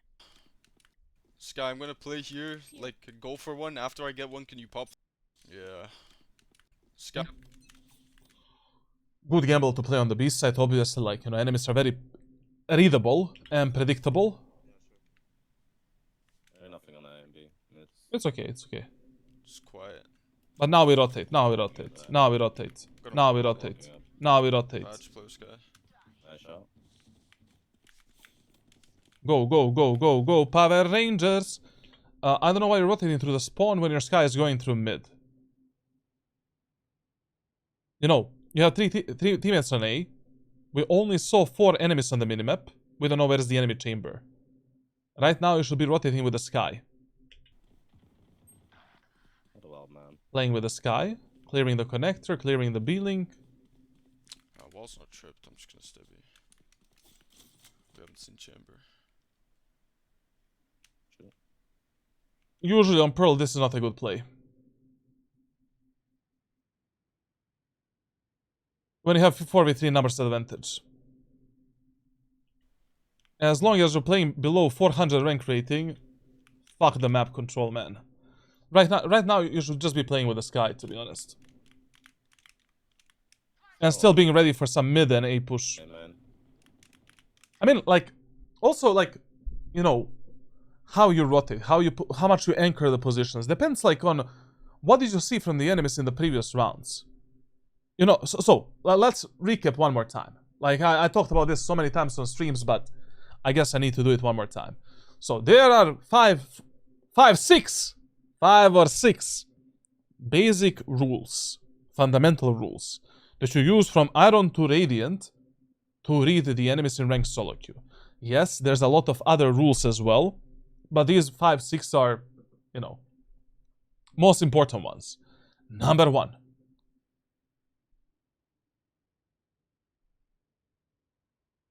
Map. We use the map and usual patterns that players in ranked solo queues use on that map to predict where the enemies will go next. Number 2. Economy. Will tell you a lot of the times, your economy and enemy's economy, what enemies are gonna do next. Number 3.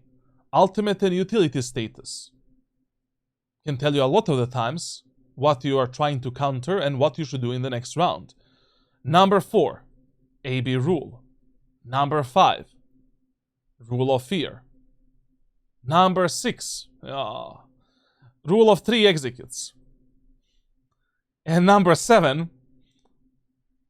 Usual enemies patterns in that specific game that you're playing from the previous rounds.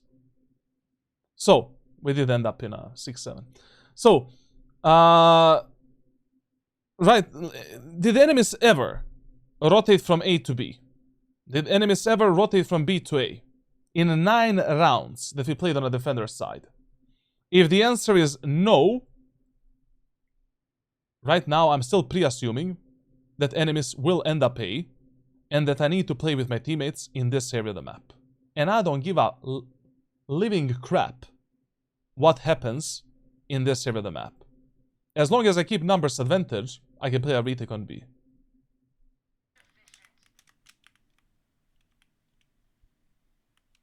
Please God, make him right. Actually, they got a kill. Vice got a kill.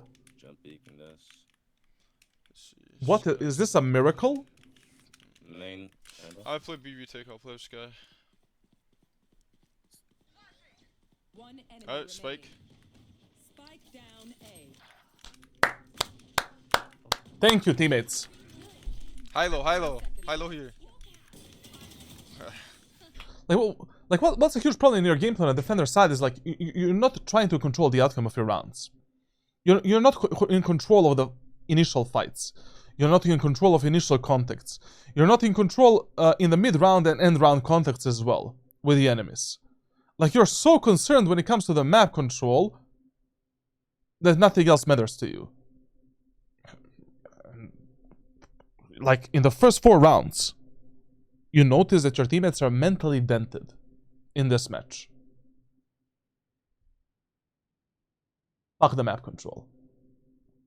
But of course, if you play with a, you know, Kayak, Horkus, and others, then you can maybe anchor the bomb sets a bit more. Like, you can trust them.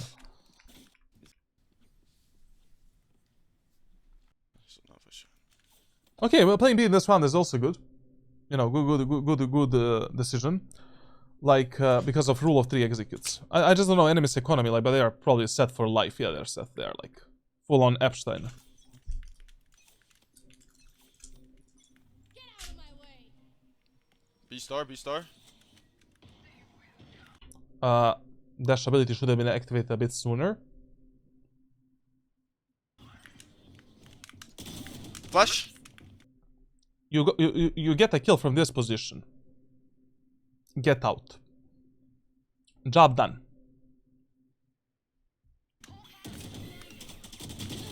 Oh, No reason. Why? Relax. You just killed flash. the only enemy initiator. The only enemy initiator. 5v4. And you have a Sky to support you with the flashes later. Do you think enemies are going to expect this type of a setup from the side? No. Why would you risk it here? And swing like this? Fuck it. You know. You get a kill from this position without using a dash ability. Your team is not exposed at all. His position. Bam, bam. Out. And now, when the enemies are scaling out like this, Sky, give me a pop flash. When the enemies are there, you call for a flash, you know, at the right timing. One more kill.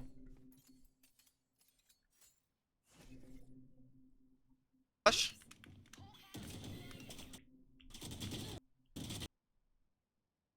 I really wonder which Kovacs routine you're doing.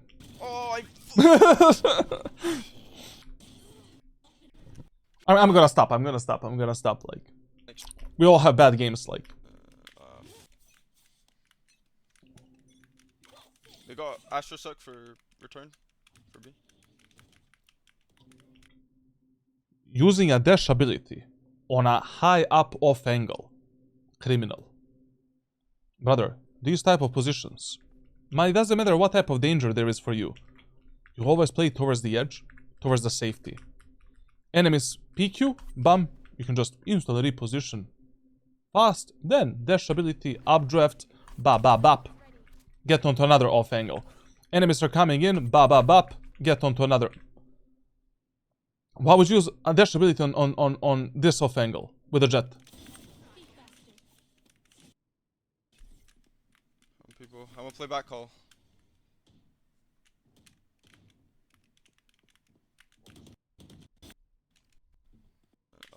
Fuck, it came too late. Yep, that was a problem. Like, you really don't want to waste this updraft like to get on this spot, man. Like, you really don't want to do that. I mean, like, there's still plenty of good updraft positions to get the kills over the smokes, you know, to F up the enemies in these main areas. I don't know. That's okay. He realized he was too late. Got Astro Suck for return for B.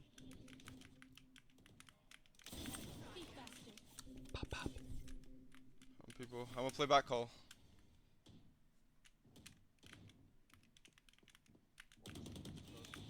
Yeah, they know me.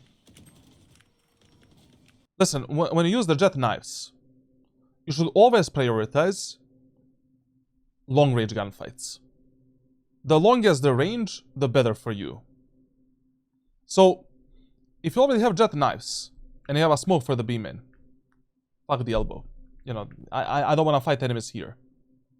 I want to fight enemies from here. You know, a guy ends up there, bob up. A guy ends up here, bob up. I can move around, you know, bob, bob, bob. Enemy Jett gets up there, bob up. Enemy Jett is behind the covers, bob, bob, up. This type of a fight, I mean, like, it's harder to hit a headshot. It's harder to track the enemies and kill them with one bullet. One enemy remaining. Can we normalize moving a lot with a Jett ultimate? Spike down B. And can we normalize tracking the reset of a dash ability when you get more than 2 kills? One enemy remaining. Here we activate a dash ability during the fight already, Spike down.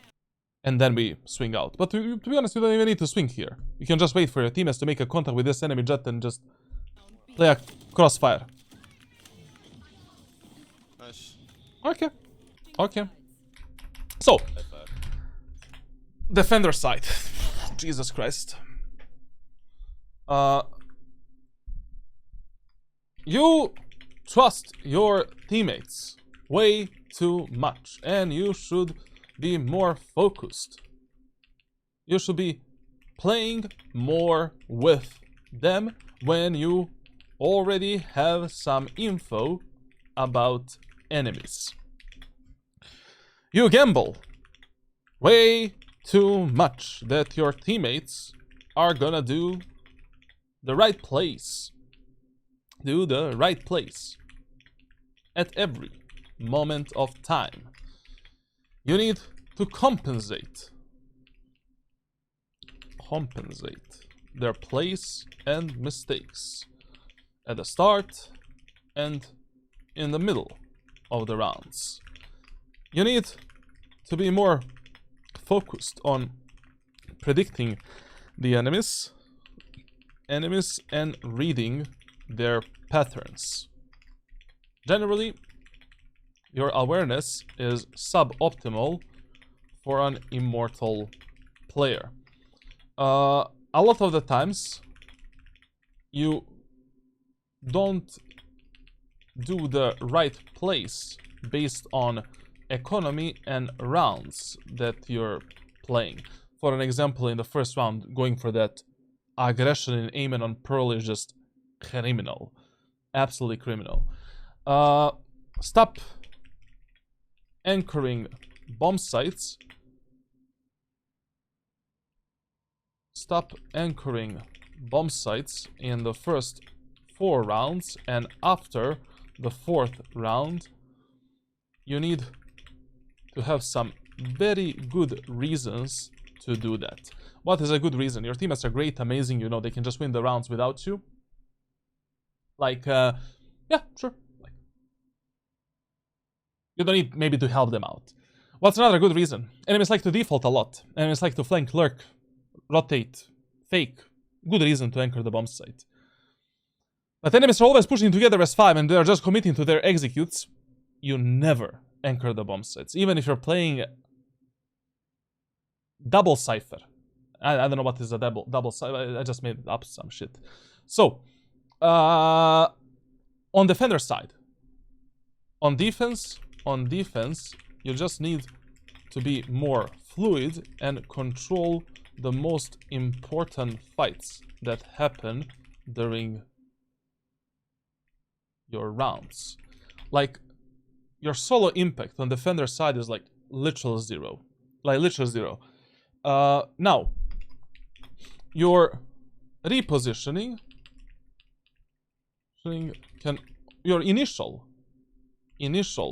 positioning and repositioning can also be a lot better. What do I mean by that? Like, you don't abuse that many angles to take the kills when the enemies are scaling up through the main areas of the map. Like, for example, like, there's like 2 or 3 rounds on A set where you started here. Crazy. You cannot do that. There's just no way that you do this. Especially when you're playing A set alone. There's just no way. And especially when you're playing Jett. Then on B side, like, you take a kill from this position. Enemies know exactly where you are. Yes, I know you have a pop flash setup with the sky here. Your job is done. You got a kill, get out. It's even better doing that pop flash setup from this position. Because enemies have no cover when they end up here. Sky, bam! Does a flash. 1 kill, 2nd kill, go out. Then, this is your starting position. Oh, camera again. Habla español. We're back. Why? You know, start again on this position, even with the knives, you know. Dodge the enemy Reyna flash. Kill this guy or this guy. Drop down, dash ability, kill this guy. Updraft here.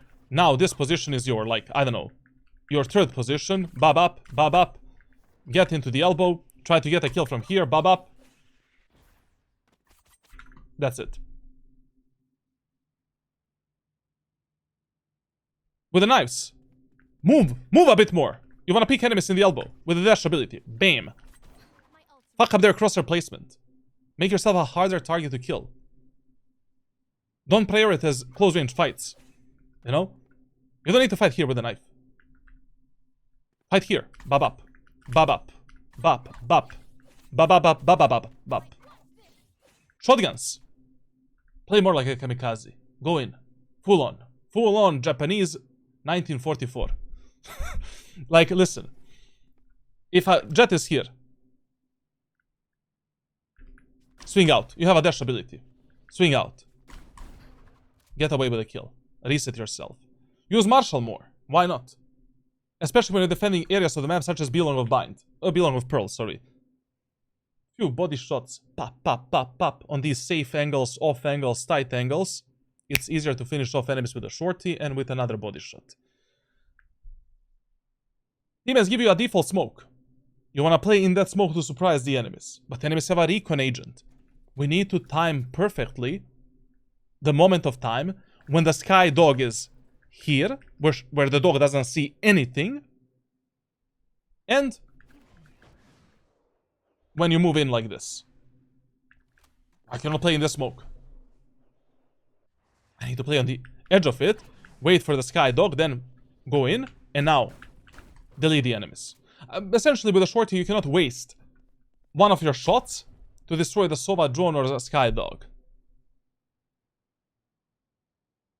You know, how they hold the claustrophobic areas of the maps with a classic shorty setup on other maps. For example, on Bind. You hold the window. You want to kill enemies with a shorty here. You hold with a classic pistol here first. Destroy the enemies. Pew, pew, pew, pew, pew.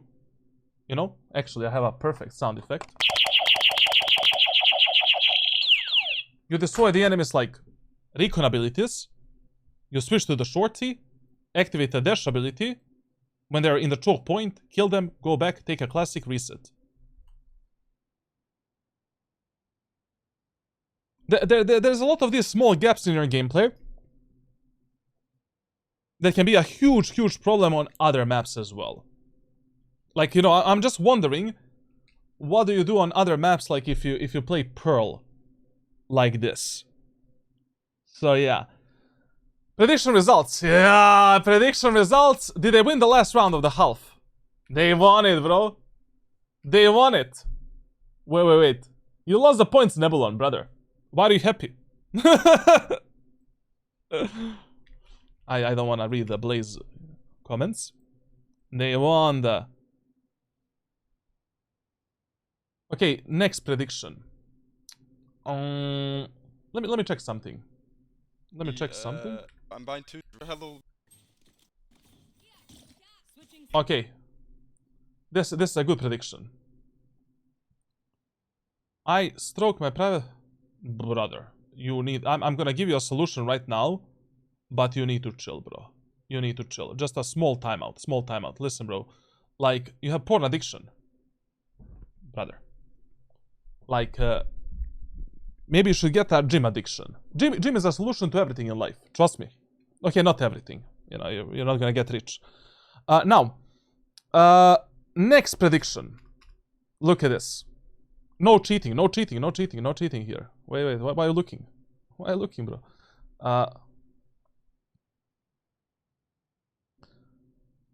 How many kills he's gonna have until the end of this match? Huh? 20 or less? 21 or more?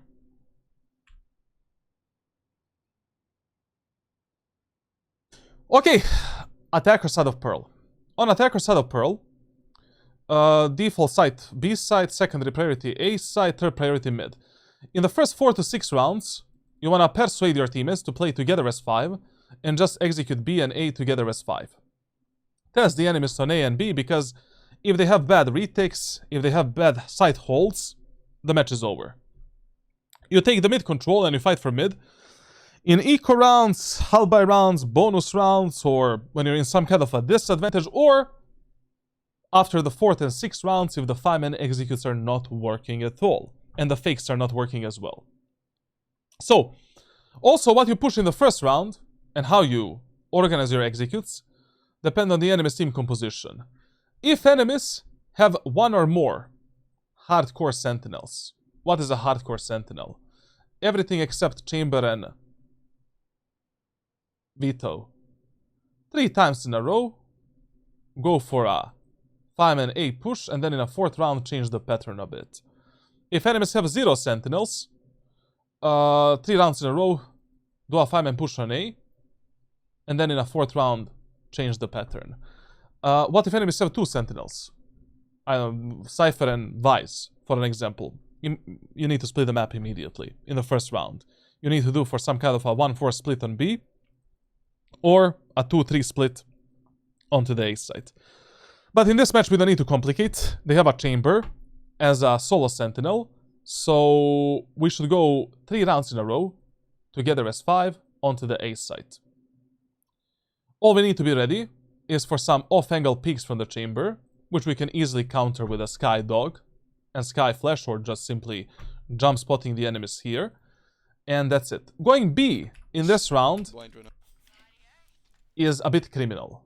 I'm not gonna lie. But also, what's also criminal is that your teammates are kind of defaulting. Now, in the comms, what we're gonna hear right now is our teammates not listening to us. Can we fake B? Can I? Oh no! Oh no, bro! Oh no! I thought that is our teammate's idea, bro. It is his idea to fake B and go A in the first round on the attacker's side, when you have no idea how enemies are gonna play and what are they gonna do, and how your teammates are gonna play. Listen, it can work. It can work. But doing that in a first round is usually never a good option. Like, usually never a good option. Especially on a map such as Pearl that is kind of bigger map. Now, if you're already going for a fake, like we're gonna fake B go A, you cannot be the guy that is faking. Who should fake right now? Sky and Reyna should fake. They have a lot of utility to sell the fake. Clove should give them 1 smoke on B, maybe for tower, city, or B-link, I don't know, and any smoke, while we are slowly taking the aim in space. Now, if you fake, once again you're gambling on luck and what, I don't know. I'm getting migraine here from this gameplay. With me. I don't have. I don't understand. And especially here because Arena is not listening to us. Like she is muted. You know? I don't know, like literally, this is so stupid. Also, like, you're faking B, and you get a classic pistol and light shield for these long range fights. If you're going B, smoke and smoke and ghost. Oh. Okay, bro, that's just not what I asked for. Holy shit! He looked Okay. at the demon at his eyes, bro. Would you ever smoke elbow, U-hole, and pearl B site? Yes. There are situations in the playbook where I explain that I would sometimes use this type of a smoke. You mean this smoke that covers CT and elbow? There are some situations where yes, you want to do this smoke, and it's a good smoke for some scenarios. I watched your live yesterday and I ranked up. That's a magic, bro. Hey, bro, that's just not what I asked for. No main interest, I meant. Oh, you mean this? Sometimes. Sometimes, like, you know, I would use a one-way smoke here when maybe I'm pushing the B set in some eco halberd rounds. And I know for a fact enemies are gonna have the outlaw operator to block this off angle and to also block the elbow as well. But it's very situational smoke. I watched your live yesterday and now I'm Aaron. That's it, bro. That's it, man. Hey, I got drug poison. Tell me, man. I'm all ears. My rank duel is Jett by doing between rounds. What? How this guy has Immortal? Don't be like that. Like our friend, Yakazi. Like, he is a decent player. You know, he is a decent player. He deserves to be Immortal. He deserves to be Immortal. But the problem is, like, you know, with this gameplay and this type of mindset and playstyle and macro and micromanagement, it's just it's impossible to move forward. How do I fix inconsistent aim? Let me tell you something. So all you need to do is watch 3 videos and you'll get the answer to all of these questions in depth. Videos, you go on my Discord server, you watch OFA aim training, why you don't improve from aim training, and you watch how to reach radiant consistency. Everything. Literally everything. And I'm not even joking. How's your concussion? You've been getting better. What I've noticed, like, is, so for all of you guys that just tuned in, you know, a few weeks ago I was at Budapest Major and I hit my head so hard that I got a brain concussion, like head concussion. And basically, like, it's okay. I don't have any side effects, you know, anything serious. But what I've noticed is that I'm reacting to cold weather differently. Whenever it is super cold outside, my whole left side of the brain hurts a lot. Like, I get instant migraine, literally.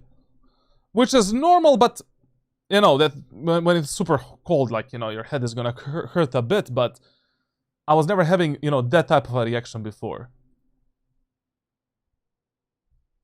Let me reset the lobby because, you know, Valorant servers, like, are cheap. Indian servers. Okay, Indian people are not cheap, like, what are you talking about, literally? Especially not Canadian Indians. I've done the training in 2 weeks. Feels like I know how to play a lot more.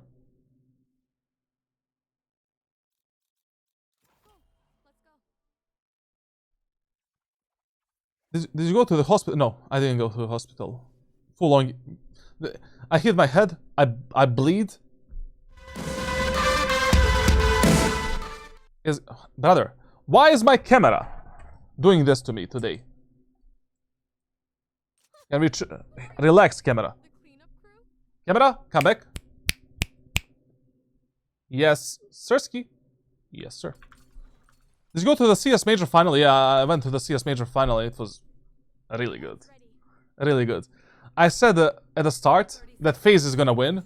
And when FaZe made it to the finals, I was happy. But then when I saw they're playing against Vitality, yeah, like, all of my hopes were and dreams are done. They suck. Once again, you know, we're playing this first round based on luck and timings. And you're risking it a lot. Speed up page, should have the gap now. If this Reyna died on mid, well, first of all, this fake is terrible, in my opinion. Second of all, actually, I think the Reyna sold the fake more than we actually did. To be honest. I think Reyna sold the fake more. Unintentionally. Would you want to visit some Valorant events next year? Yeah, I'm down for that. Oh, there's one very interesting rule that we have in Valorant. And it is called that no matter what you're doing, your crosshair should always be placed on the most probable angle from which enemies can kill you at that moment of time. And if you do that shit, you're never gonna die like this. Oh, fuck! Can you hold this for me? Nice.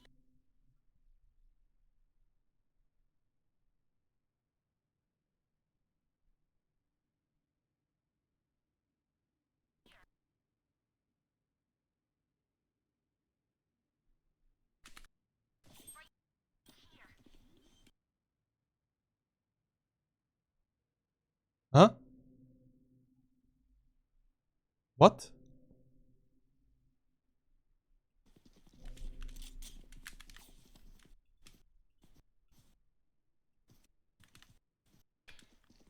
Have the gap now. Speed up page, should have the gap now. It won't be long, it was a bad fake. I mean, a guy could have passed Reyna on mid. You know, a guy right now can be here. A guy right now can be here. And on the right side. Can you hold this for me? Nice.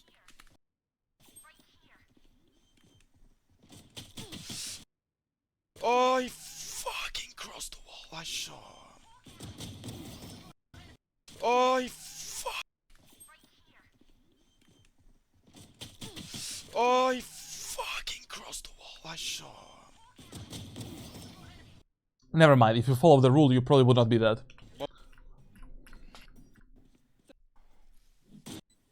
Come. You CT fight. Nice. Please. Very lucky round. Very lucky round, to be honest. Very lucky round. Okay. Always pick up the spike even if you're playing a duelist when you're calling for the 5-man pushes, because with the spike we're playing a mental game with our teammates. You know, no matter if our teammates are mentally damaged, they're probably gonna follow the callouts of Jett, player that is holding the spike and going A. You know?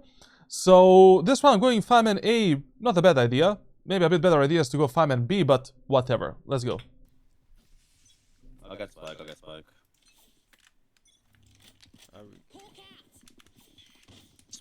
Good flash. Wait for smoke, guys. Wait for smoke. Just dog and take your time. Smoke's coming in. So when is the time for you to go in? Exactly now. This is the time that I talked about at the start of this VOD review. Both smokes are down. Teammate is in the enemy smoke, ready to go out. This is where you go for a smoke dash execute. Also, I don't want to mention that there is a gap in the art smoke from an Immortal Clove, but Rectum Remer, his name is actually Rectum Remer. So we have a Rectum Remer and Remer, and enemies have a girth, I forgot the name, like. Smoke's coming in. Smoke. Push out. One more. Listen, this is a very common mistake that players make on a set of Pearl. So, this is a good default execute on Pearl when you're going A with Jett. But when you end up on this position, your only job is to flick right, clear this angle, place your crosshair here, look at the minimap, and decide where do you fight next. And pick those fights with your teammates. You don't need to be here. As a matter of fact, you should not be here, because enemies can kill you through the smoke, from that off angle, from this angle, this angle, this angle. You should be here, ready to take every fight together with your teammates. The only time when you want to avoid playing there is when enemies start countering you. They start spamming you. They drop some utility there. But as long as you're living a happy life in this position, that is your default execute and step-by-step guide of what you need to do in this type of rounds. Art. Can we fight Art? Yeah. Give me a sec, I'm behind. And also, this was a huge mistake. Why are you going alone in a dugout? In an anti-eco round? And clearing the backside alone in a triple exposed angle? You don't have to do that. All you need, like, so, you dashed in. You saw the enemy Jett on the left side. You saw your Sky was going Art. Your job is to fight with the Sky. And to support that Sky. Push up, push up. One more Art. Can we fight Art? I'm behind. Like this one would have been like 10 times more simple if you just followed this mindset and this, you know, step-by-step, basically, like, plan for you. I don't know why did you focus so much on the dugout, so much on the CT's backside, like... Anyways, you have teammates that are lagging behind. You know, you have a Clove that is far away. Reyna that is behind you. Let the Reyna and Clove hold the dugout and backside, but you fight with your most aggressive teammates at that moment of time.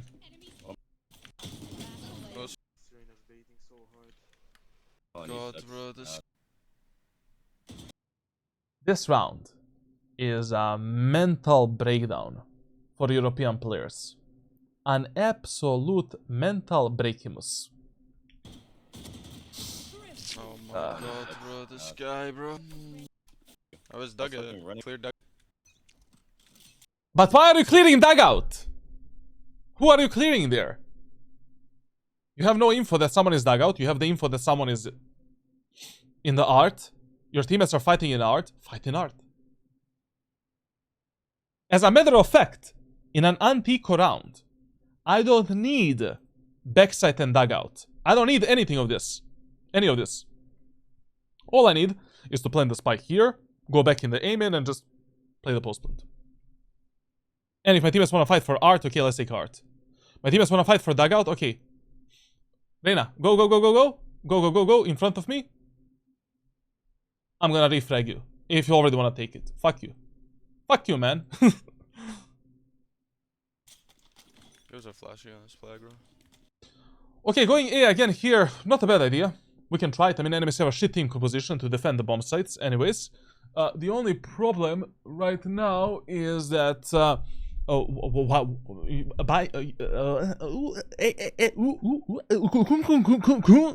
Sorry. XQC inside of me, like... So, Stinger without a shield is never a buy option. You can get a Shorty without a shield. You can get a Sheriff without a shield. You can get a Marshall without a shield. You can get a Bucky without a shield. Stinger, never. Literally never. Like right now, Bucky with a smoke would be amazing. To be honest. And a classic pistol. I don't want your fucking dog there. They got util to slow us. You know, for example, like, what's one very common play that players do on the A set of Pearl? There's almost always some idiot playing inside of this smoke. But if that's usually your first kill potential in these eco rounds. You know, your team has smoked that, you just go in, bam, kill this guy, move on to the other guy maybe in the Art, or take a weapon from this idiot, scale out. fuck that. I could have dashed him. Yeah. Take that. I don't know, like, you know, when you have a teammate like this, Vise, that is already lurking and ready to F up the enemies, right now it was a really good time for you to go out and maybe try to kill that enemy Jett in the smoke. Because Vise right now is the playmaker. You know, she is the one that controls the outcome of this round, to be honest. And if you apply the pressure in the art, even if you die, I think she can get like maybe 1 or 2 kills for your team. And maybe open that part, you know, open the A set for you. But let's see how this goes, like. Now we can't anymore, the smoke's about to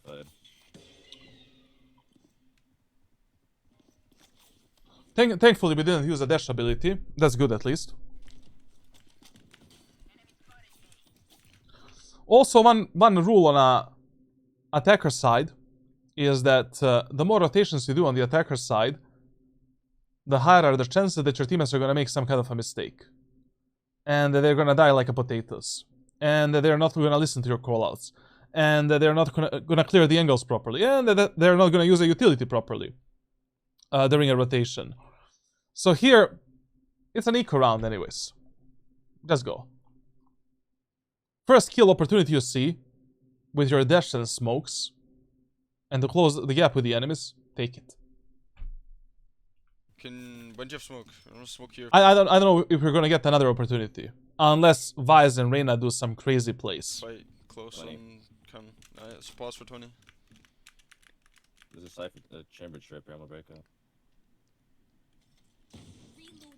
Oh, Vise is Towards art, and then we can go back connector.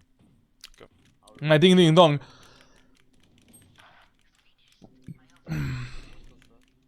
I don't really understand who are you holding here.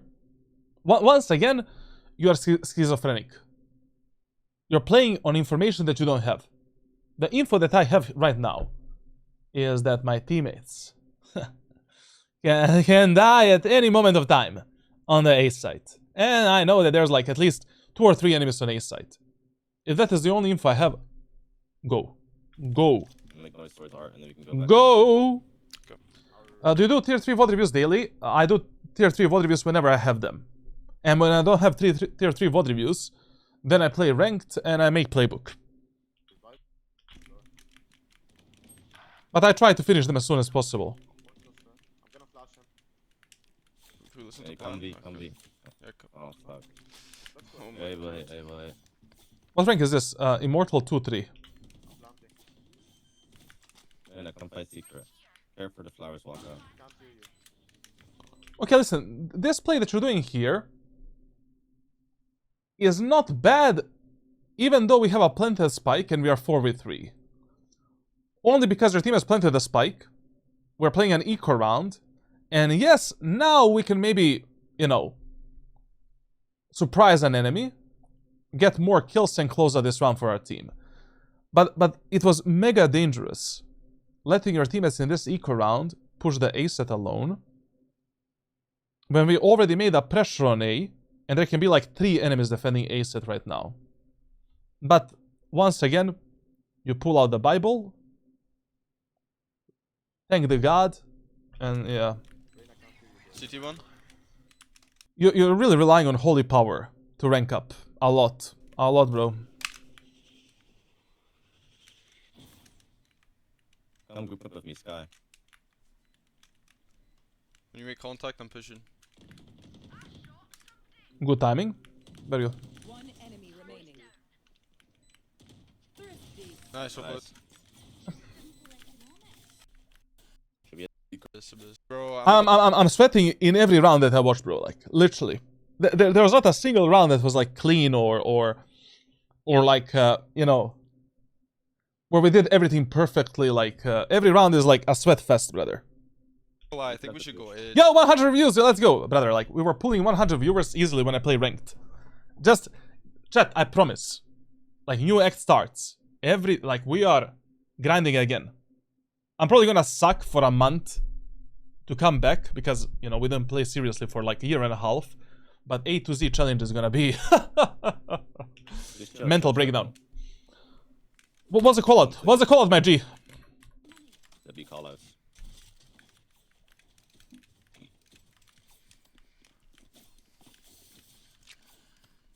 Very good call out from him. Very good call out from him. I love it, bro. Uh-huh. Should we at C? B? No, you wanted to do for something to do for the eco anti-eco, right? You had something. Was that on Abyss? That's an abyss. I think we just hit here. We just need Just to. wait Oh, for we the should push. go Wait for A, the push. really, bro. I'm not gonna lie. I Wait think for we the should go push. A. It's My guy said we should go A at 000 seconds of a preparation phase. What did you do for the last 20 seconds? Chew a bubblegum? Okay, I do that as well, but... I mean, if enemies are eco in this round, we can go A one more time. You know, 3 times in a row we end up A. We apply a lot of pressure onto the enemies on A side. Enemies are gonna start doing faster rotations. Then in round number 4, we can fake A, go B. Or fake B, go A. Because we only show to the enemies that we like to push together as 5. But what's your favorite map? Favorite map would probably be... I would say... It's a tie between Icebox and Split. Because usually on these maps I was able to keep 60 to 70% win rate most of the time when I got Radiant. Split I like because it's a classic CSGO map, CSGO type of map.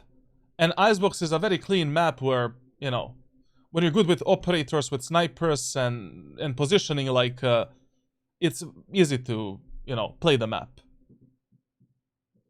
And also the agent that I play, like, work really well, like, on these 2 maps. we just need Just to. wait Oh, for we the should push. go Wait for the A, push. really, bro. I'm not gonna lie. I think What is A to Z challenge? Okay, this one more time for you guys. I'm gonna make a comment for that. So, I'm gonna play on my main account. Why on my main account? Because this is already gonna be hard a lot. Very hard. And I need a bit better MMR for this. And I don't know if I'm even gonna make it in the first act, to be honest. I'm gonna go from Astra to Yoru. And every match I play a different agent, regardless of the map and team compositions. I start with the Astra. I need to win a game on Astra to move on to the Breach.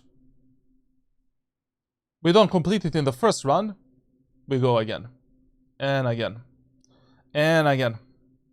Ultimate test of knowledge and we should versatility. go A. It's Just chill, don't. It's the F eco, they're gonna push something. okay. I'm gonna hold top mid. Also, this is a good call out from whoever made this call out. You know, enemies do like to push in these eco rounds. So, holding the enemy's push was not a bad idea as well. You know, playing default. Why not? It's okay. I'm coming with you. Doubling up. Yeah, back on that. Let's just You're walk. gonna switch the agent when you get one win with your current agent. Yes. So, I play Astra. I win a game with Astra. I can move on the Breach. I lose 4 games with Astra. I'm still on Astra. What do you mean in the first run? But basically, like, if I don't get Radiant until I reach Yoru, we go again. Astra, Breach, Brimstone, until I get Radiant. We clear this, Loki. And when we get Radiant, we're just gonna change the challenge from Radiant to rank 1. And that's it. And I'm probably gonna invite some duo to play with. I'm never gonna get rank 1, there's no fucking way, but if I at least get 900 rank rating and top 100, I would be happy, to be honest. Because then I would breach my peak rank. Fine. I got my one. Fuck it, I'm a fucking demon. The Astra name is Serving Girth. Jett here. Fuck, we clear this, Loki. Listen, I know that you're Clove. I'm ready for 20 games of Harbor. But you know what's funny? Like, it's not even funny. It's actually true. It's not even a joke. Listen, it was not a bad idea here to play with your Clove. But if you already have 3 teammates on mid with a spike, it's usually better to play with your 3 teammates on mid with a spike. Because if these teammates die, the round is practically over. And your teammates on mid will always get some kind of a contact with the enemies. They always have the higher chances of dying than your teammates in the A main area and B main area of the map. So, yeah. Mine. I got my one. Fuck it, I'm fucking mine. What I really don't like here is how you reacted to this flash. This is a really bad sign in your gameplay. Like, you got flashed as a Jett main, and instead of putting a smoke, you activated a dash ability and dashed away. I don't know how you're even alive, to be honest. Smoke down. Let's just walk, we clear this, okay? Yeah. Here you put a smoke on your feet, run around a bit, activate a dash ability, be ready for a fight with the dash ability. Mine. I got my one. Fuck it, I'm a fucking demon. Yeah, Watch this. Jett's here as well.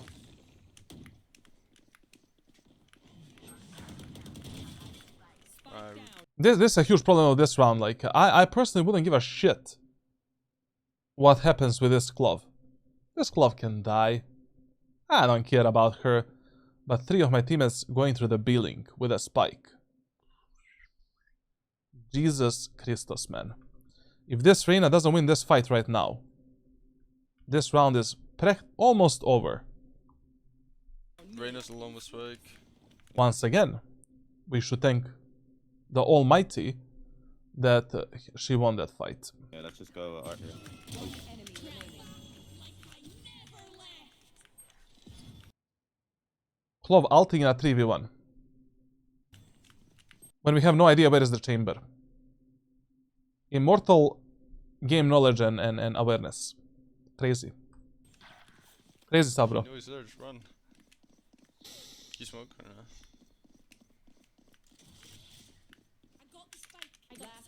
Oh, but Charlatan. Diamond and Ascendant is high elo. It's okay, high elo player. Sorry, I didn't recognize you. Player standing. My bad, my bad.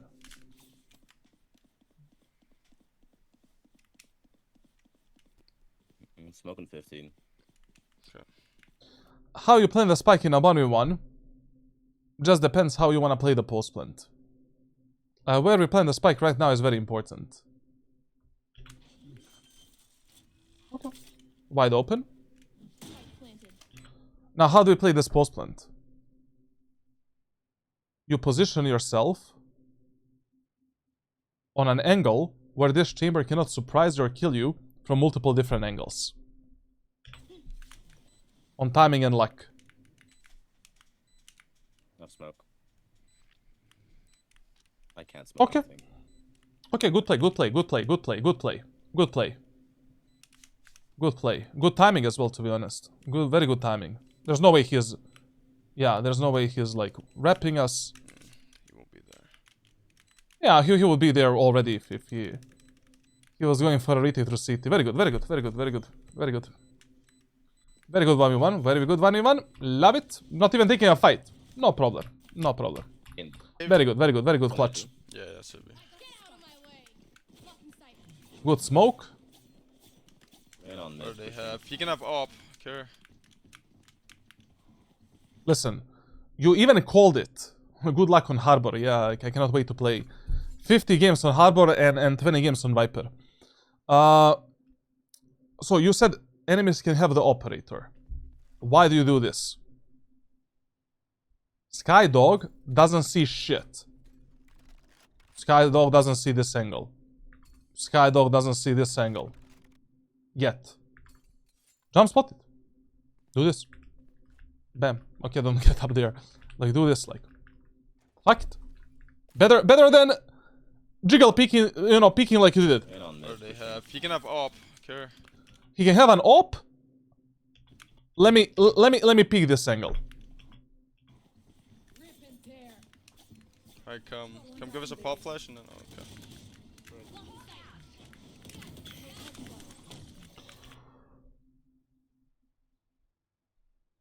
Okay, execute. Planting. Alright, someone stick elbow with me. Flank, careful close.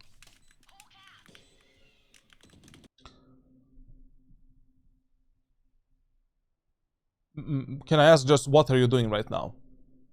For the last like 5 seconds, what are we doing? Who are you holding?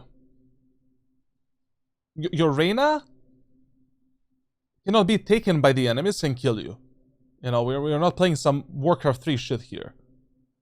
Actually, Warcraft 3 was poggers, man. Like, literally the best game ever. So, she cannot be undead. Right now, we need to be ready to fight with this Reyna. And to fight in the B-Link. And on the tower as well. Usually, the best post and position you can play when your teammates are playing from the bomb site on the B set of Pearl is playing like this spot right here. We can fight deep in the B-Link. We can fight this angle on tower. And we can support our teammates in the fight in the CT. Right now, your only job is this. Being ready to fight with your Sky in the B-Link. To kill a potential enemy there. Or to scale up together with your Reyna. And use the Reyna as a bait. To take the full CT control. And kill the enemies here. 1. Flank, careful close.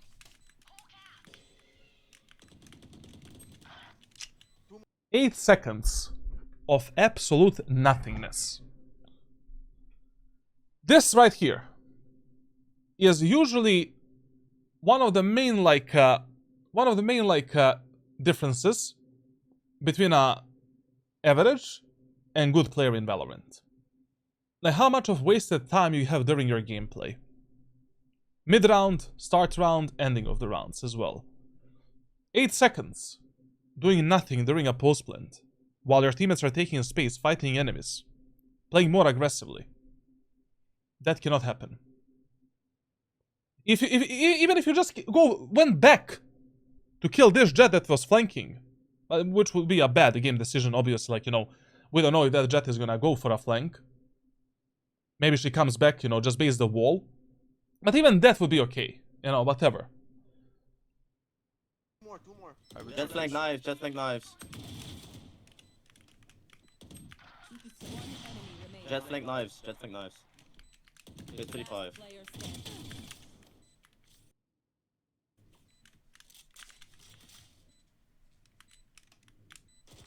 standing. I like this play, just she cannot hear that drop like from B main. Look at 2. Like I'm on way. Okay. Nice. This round could have been like 10 times easier. If you just supported your Sky and then, you know, play together with her. So what are the mistakes here? Mistake number 1. You wasted 8 seconds in the elbow doing nothing. You should have just been here. Your Sky goes for a flash, fights enemies in B-Link. We refrag her. Our Reyna is deep CT. We get deep CT, she's there, we're here. Reyna gets in a fight. Insta refrag. Now, we are 2v1. Enemy Jett is B long. You don't play here. Because from this position, you cannot see the Jett if she takes a fight with her Reyna from this position. We get in this position. We let our Reyna take the first duel, the first contact. As soon as she takes the contact, you're ready with your body, mind, crosser to go for a peek. Send the Jett into the grave. As you already mentioned in that document, in that post on Discord, you definitely need to position better, like, compared to what your teammates are doing on both attackers and defenders side, and when you're taking the fights with your teammates. But all of this comes with repetition, practice time, like knowledge, self-reflection, self-VOD reviews, like, and analyzing these scenarios as much as you can. You would pick on B with this up. I'm playing up this round. There's a Vandal on floor for someone that died. What's the plan, Chief? Where is it? It was, you would have walked past it, it's not there anymore. My arm's cooked, twin. I'm gonna try to pick My guy did a workout of 10 minutes and he's on cooked. B with this up. I'm joking.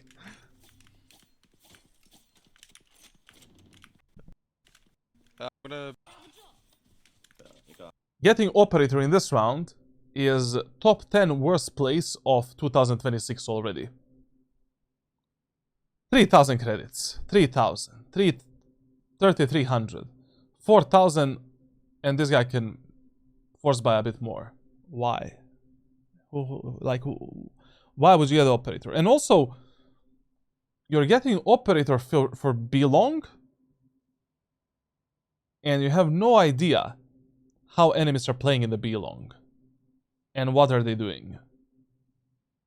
If you get it, you get the operator on the attacker side only when you see a guaranteed kill in your mind, based on the previous rounds and based on what happened during that match.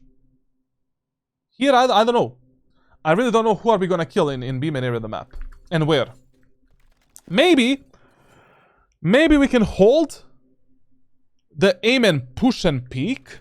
You know, maybe we can get a kill on this angle with the op, because enemies do like to push A main. AK. But in the B main, I don't know. We'll see. We'll just have to believe in the magic. Plus, the chamber is dead, bro. I dinked him, I dinked him. Listen, your teammates already did your job. Knife out, pick up the spike, connect with your teammates in A main, and then go A. Also, I mean, we have economy advantage. We have Sky ultimate. This play that you did here is mega stupid for the round that you're playing. What we should have done here is just Vandal, Heavy Shield, Utility. You go with your teammates through the art, activate the Sky ultimate, split A. As I said, like, I don't know where did you see a kill potential in this round, in the B-man with operator. What rank is this? Immortal 2, Immortal 3. 150, 200. What did this guy just say, bro? We need spike, guys. Let's go back B. They have full ASA control. Literally full ASA control. Let's go back B. Come back. 4v2. In an economy advantage. You come back. You cannot make this shit up, bro. B or The more you simplify your gameplay in ranked solo queue, the more success you're gonna find in these type of situations. sticking on it. Yeah, come back B. We need spikes. Sky, don't die. One enemy remaining. Thank you, God. Brother, like, you know, in every round where I needed to pray, and I prayed so many times during this VOD, we could have done something better. This doesn't mean go lurk and take your fights and die. Me. Me. No, he's Like not, that. bro. He did kind of just, run down the whole space without any util. This was okay, but you know, you need to put yourself in this Astra perspective. Astra got a kill on your Sky with the Sheriff. She's probably gonna pick up the gun and probably go. I don't know. It doesn't matter. We're gonna win this round now. Like, I don't we could have won it like 30 seconds ago, anyways. Planting for tower.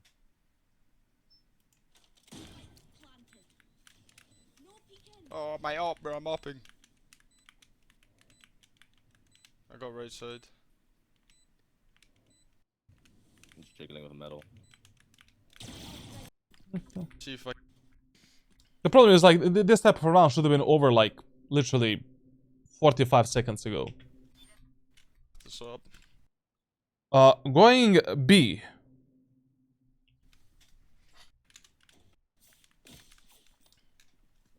When Chamber has the ultimate. You want to play? Let's play. Okay. Blinds. Nice. A main.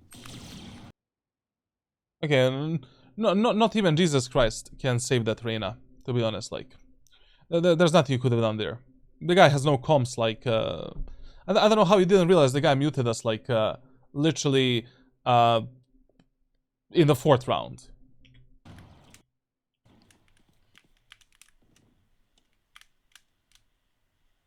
Holding this angle is mega dangerous, bro.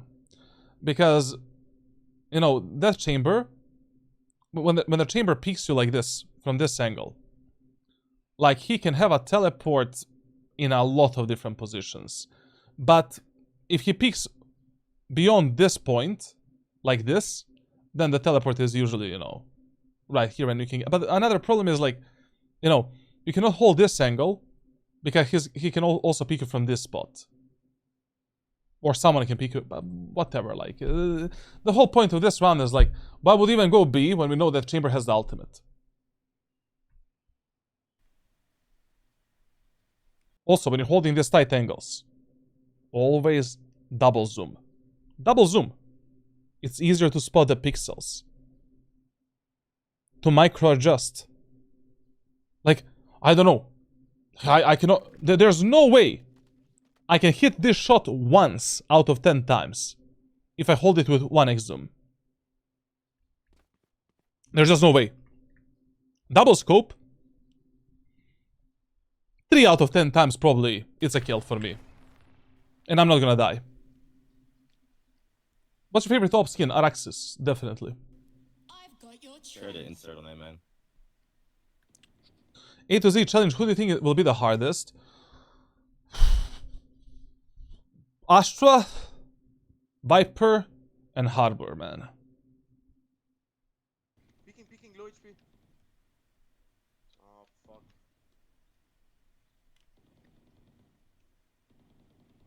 I'm You gonna... know what's the problem here? Once again, you're not playing with your team. You didn't see the chamber anywhere on the B side. And if he is holding your teammates in the B link, Come back to you guys, just Grab because I'm that peeking. connector. Good, I think.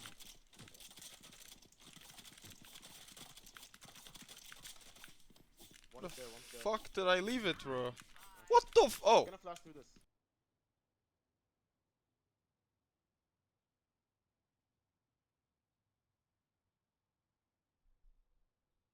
happens to all of us. Like, I also, like, Yeah, flash. oh, we have titles now. You guys wait. Let me tell you something. If there is a Vice wall right here, the Vice wall is not a wall. It needs to activate to become a wall. So right now, while you were rotating the guns, you need to be ready for someone to be there. Maybe peeking you from the stairs. We have no info. But also, like, literally for the last 1 minute, for 1 minute from the start of this round, you did nothing. Zero impact. Fight with your teammates more, please. Don't make up information in your head. Pay attention on the enemy's ultimate abilities. You can make so much better callouts and so much better game decisions. Based on the info that you got from the previous rounds, and based on the map that you're playing, and based on the economy. Like, why do you complicate stuff so much? One more. And why do you need to drop this operator? Who's gonna... Stop wasting your time. Just don't... Who's gonna pick it in B long, like? I got the spike. I'm gripped to you. Can you smoke and fall back or not? 70 on Jett, 70 on Jett.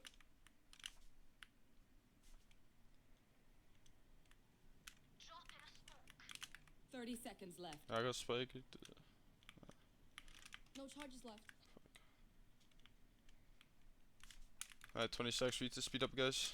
Hey, can we walk spawn here? Come walk spawn. 18 seconds. Now listen. Whenever you push onto some bomb site, only through a short area of the map, you need to be ready for a fight in a main area of the map. Bro, I'm gonna be full bold after this VOD review, to be honest. So, basically, you push the A site only through art. You need to be ready for a fight in A main. Number 1. Number 2, that means that we cannot plant the spike here. You know? We need to plant the spike in this angle, where we only hold that position. Third thing, you should not even plant the spike. Give the spike to your Vice, and you should be the one protecting the Vice. Because if you rely on your vice to protect you, once again we need to pray to God. That's the A player. 10 seconds left. Main.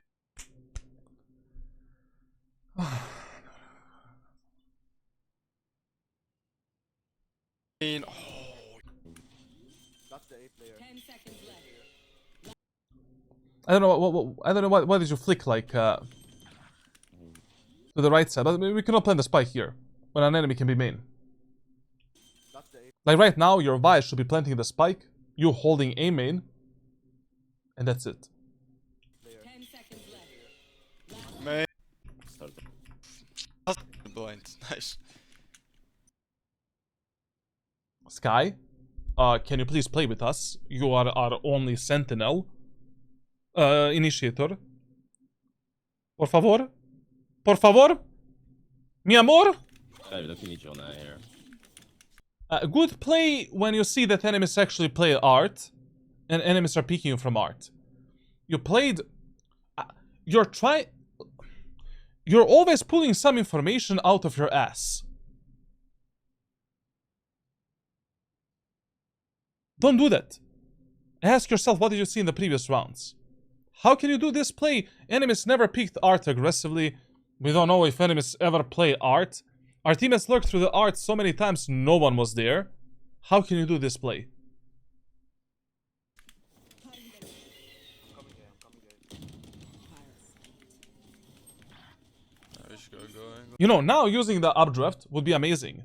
To execute the site or maybe to just fuck up the enemies. You know. Bam, bam, bam, ba ba ba ba ba ba. Or just go in, like, I mean, if you kill an enemy, you can just instantly go for an execute.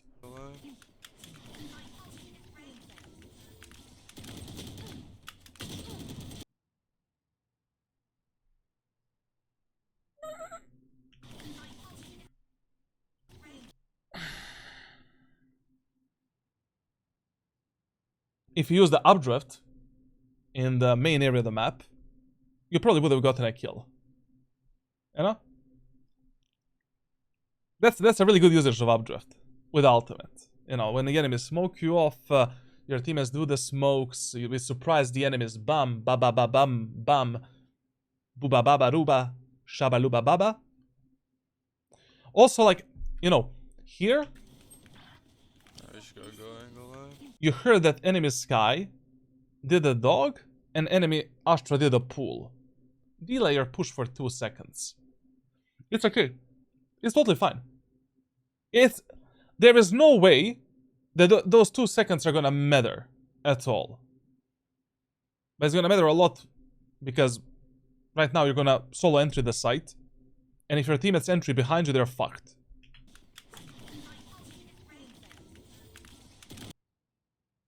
And I don't know why you're peeking angles like while, you know. I wanna peek this. Go, you know. Glide. Jump glide. Oh my god.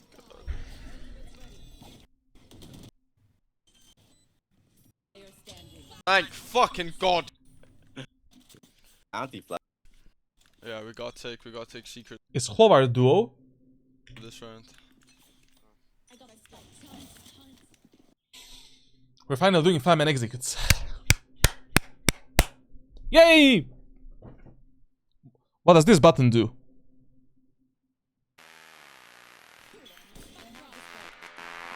Go! Go! Go!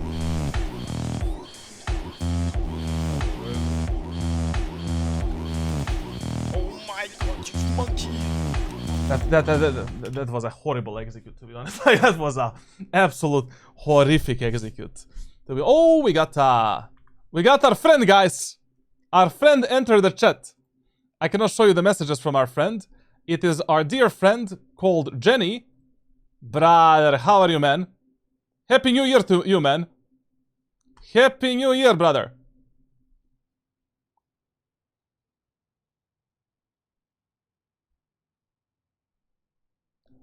Should my arms start to hurt when aim training? If that happens, like, It's normal. You know, it is normal because like you know, because of your current stamina. But over the time, like as you become a better player and as you train more, like it's same as when you go to the gym, essentially. It's same as when you go to the gym. Like as you practice more, as you work more on your aim, like you're gonna develop a higher stamina. Just the problem is like, as soon as you feel that your arm hurts during aim training, take a break. Pushing it is not beneficial in any way. You know, if you're not ready to perform a next task, take 1, 2, 3, 4, 5 minutes. You know, of a break. Like in every aim guide from everyone, you will see that, you know, there's always some breaks that you take in between in between the tasks. Careful flank. Fight secret with me right now. Oh my. Oh, wait. I'm gonna pop. Oh my. Also, I don't really understand why did you go for this execute? You know, when you do this execute, you do this execute on a set of Pearl when enemies are always effing you up in this position by spamming you or with utility, and when like when enemies are playing an eco halberd round, so you don't die from shotguns and stuff like that. But in this round, I don't know why would you go right. Oh, wait. I'm gonna pop. It's not like enemy set any counter for the left side. Oh my god, you monkey! I can pop down. Ah, come on, brother, like he said it, not me. Many aim coaches say to rest or call it a day. The hand starts to hurt, but yeah, it's just not, you know, it's not worth it if you push it that hard. You know, what's the point of doing tasks and aim training if your hand hurts when you're not gonna perform it properly? This idiot, bro. Like, I love that he creates a new account every single time, like when he gets banned. I'm just, can I somehow reverse engineer like the IP address and see who is this? Because I would like to know, like there's probably a way. There's probably a way. Okay. Flank. Careful flank. Fight secret with me right now. One flank. The guy. Oh my god, you monkey! I can pop down. One flank. We'll kill on the sky. Fight secret with me right now. One flank. Good fight here with Arena. Why not? Fuck the guy. But listen, like, so what is one bad thing? What is one bad thing that you're consistently doing within your gameplay? Like, you give a call out, and you always tunnel vision onto your own call out. You cannot do that in ranked solo queue. In ranked solo queue, you give a call out.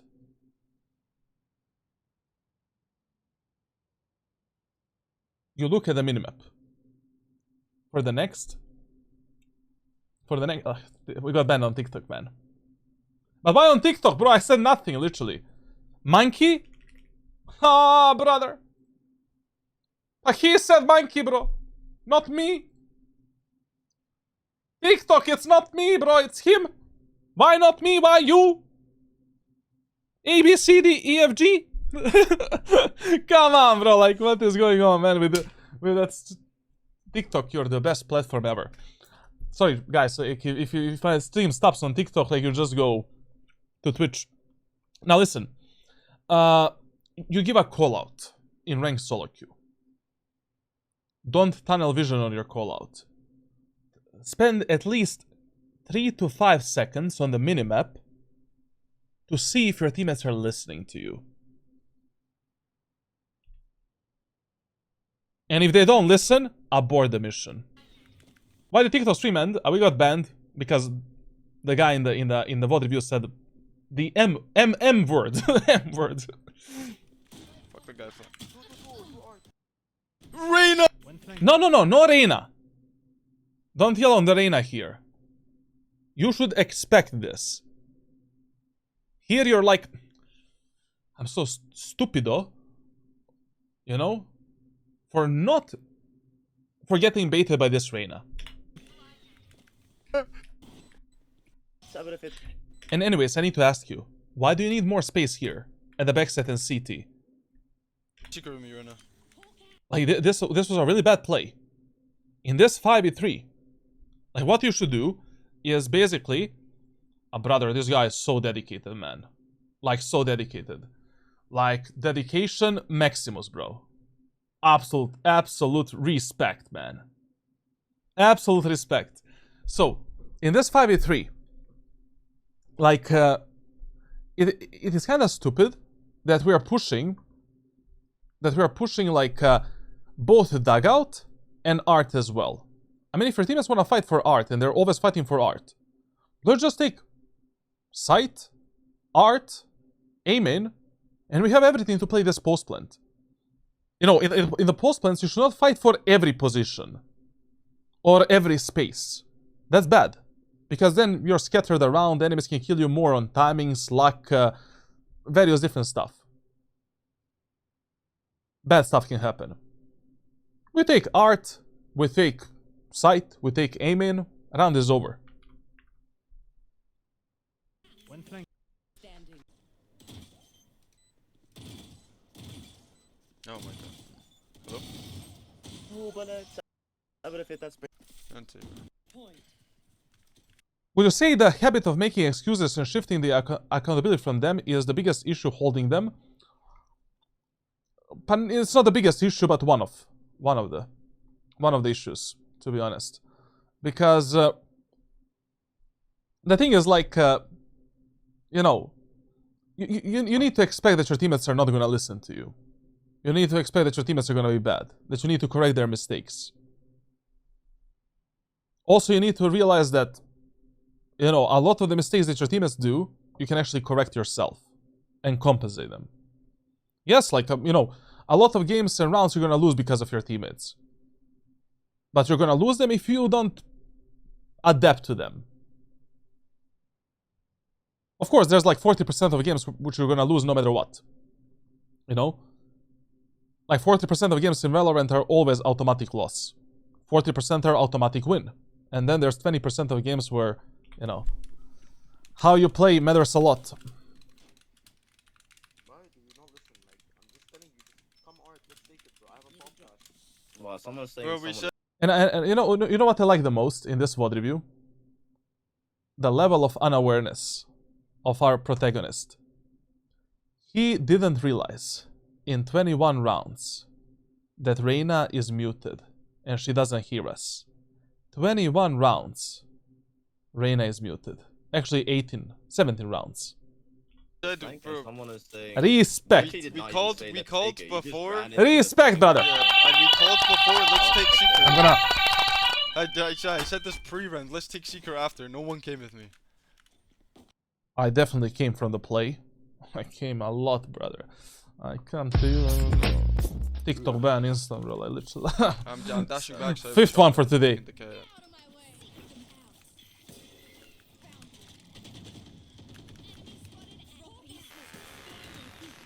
Take them out. Stop pushing, stop. Done. Okay, good. Very good. You got a kill. You got a kill with the judge. The execute could have been better. You know, you could have actually hit your smoke and you could have like, you know, basically when you do this execute, you don't want to end up out of your smoke. Like basically smoke should go here, you go here, get in a smoke and then bop. We killed the guy. Just a second. There is no way the guy made like a...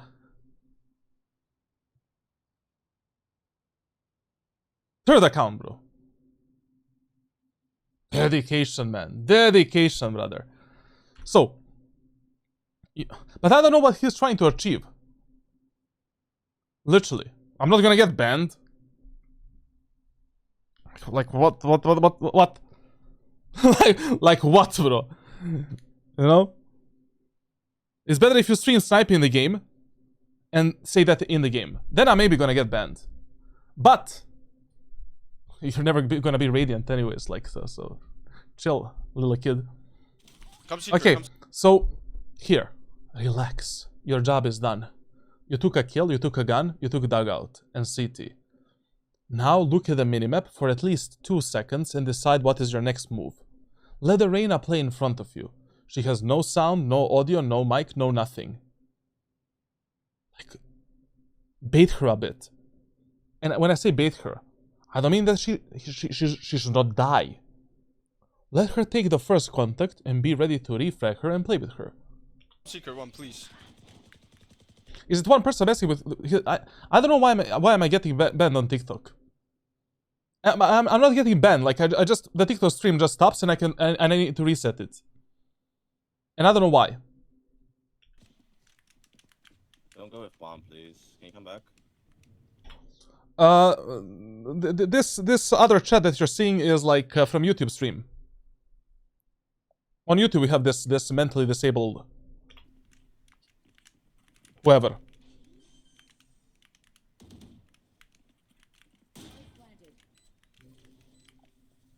Yeah. So I can say it here. No, Drastin is crazy, bro.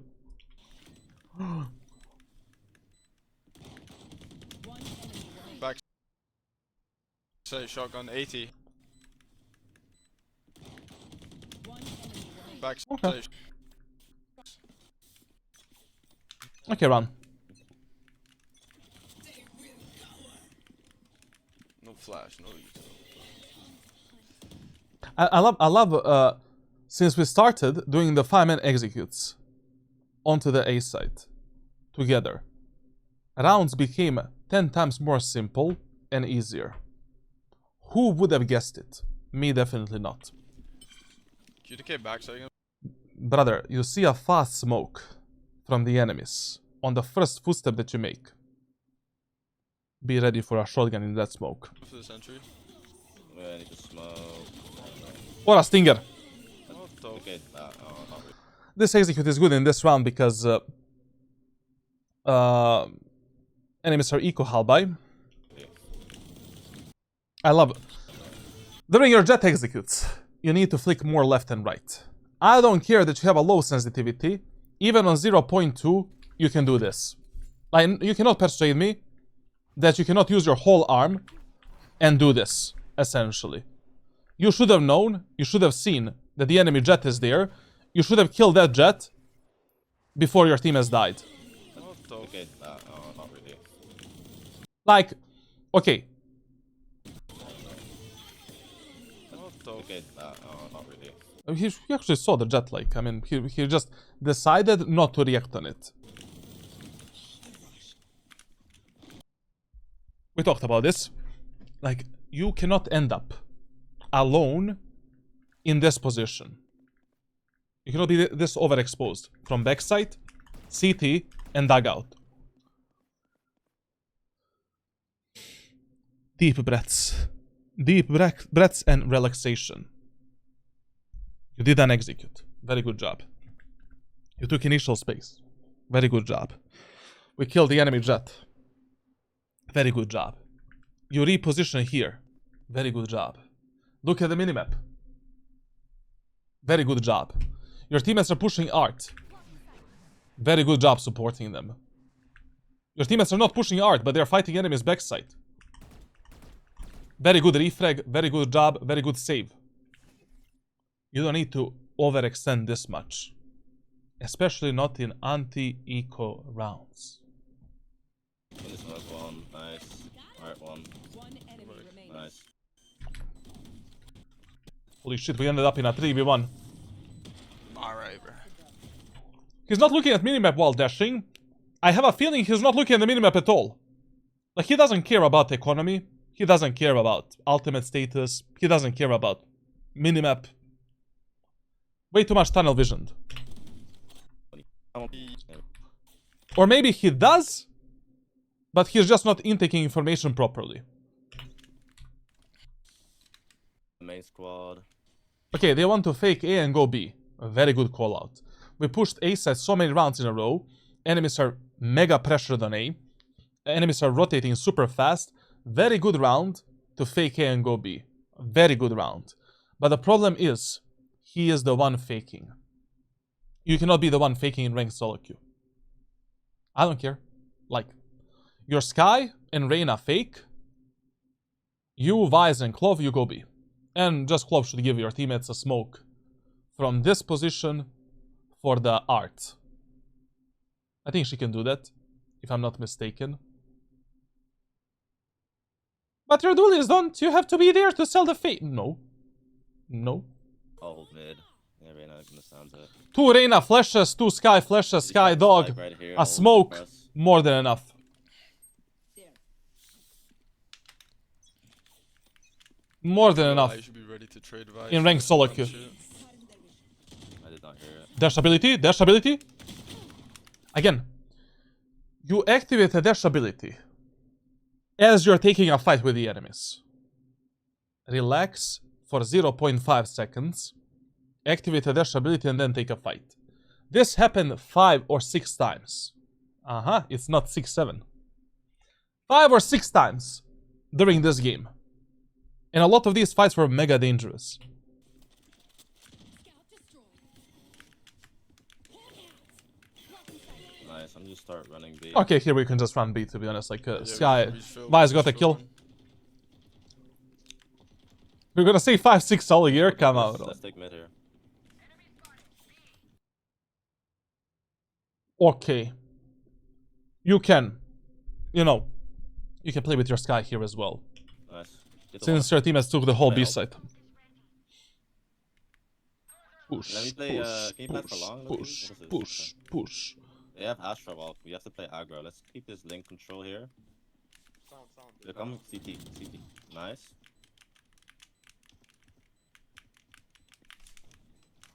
5-6.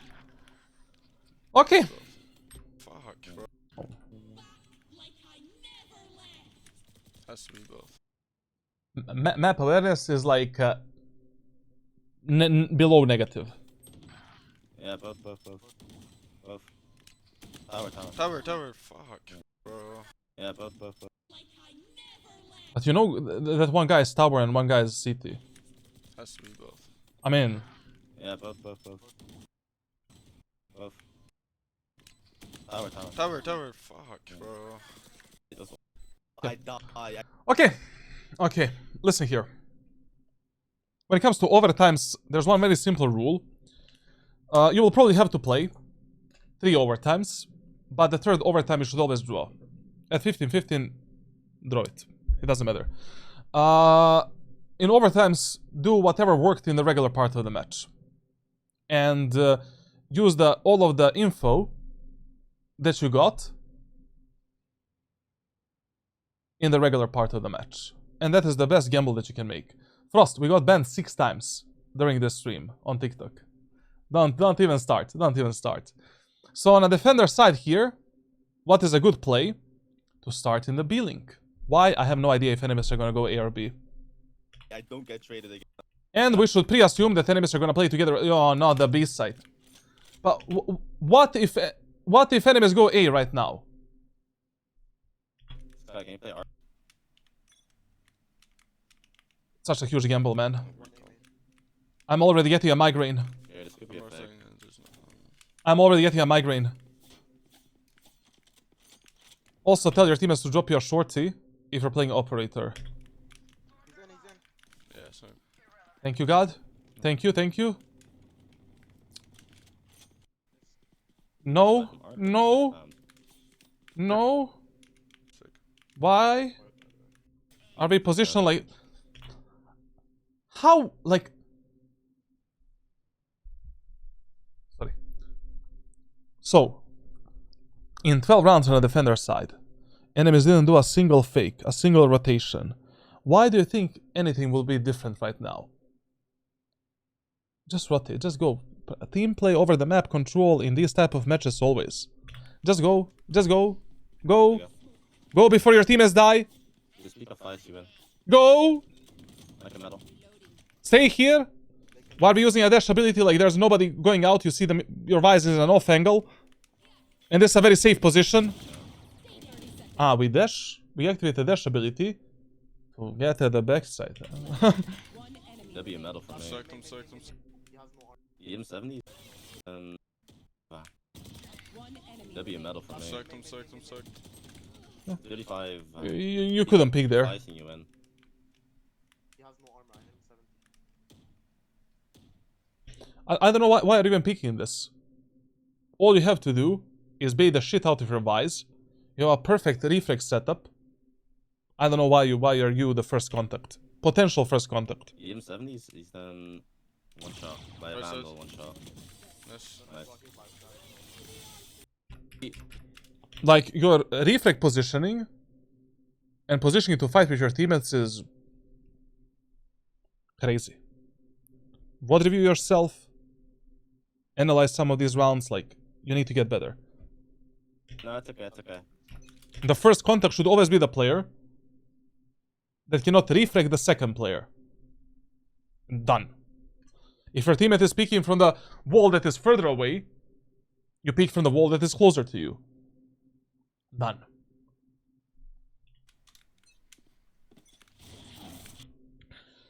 Fake A, go B. Double. What is double faking, if I can ask? Rain on A main. Oh, come on, bro. Like, but there's no way we were doing this. Like, in against this enemy team composition. Like, fake A, then fake B, then go A. That is the call out. With a Reyna that is muted and running it down. I need to see. It can work. I don't know. Like, it's just crazy, to be honest.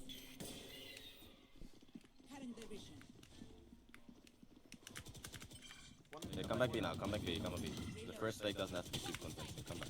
Just leave Reyna. Just stay, it's okay, it's okay. Because Brother, I'm sorry to break it to you, but these type of strategies you can only execute in a lobby with all of the Radiant players. Like, if the lobby consists of 9 out of 10 Radiant players, you can maybe do this type of play. Where 4 players are duo queue. But in a Immortal 2, Immortal 1, Immortal 3 Ascendant lobby, with a muted Reyna, this is all over complication maximus. Sky, you got flash? I wasted dash. Reyna, don't get seen.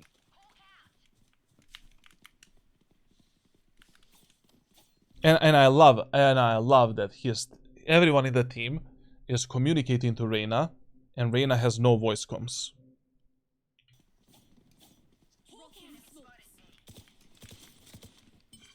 Maybe she hears them, I don't know. Reyna's still fighting. Let's go back, look at fuck. This is lucky ass, but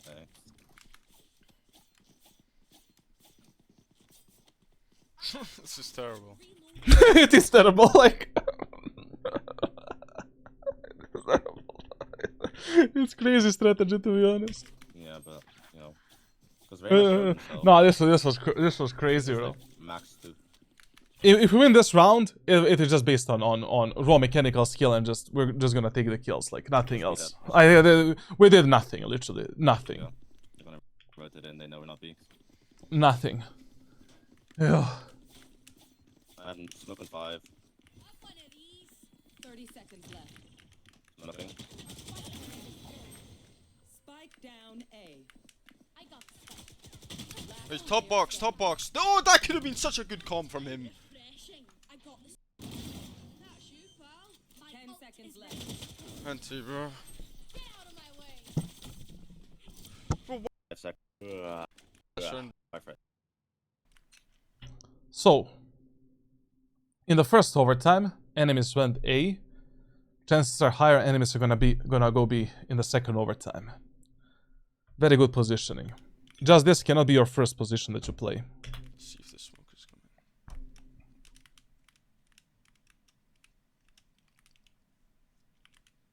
It's okay, Gamble. It's okay, Gamble. Info? It's okay. No info.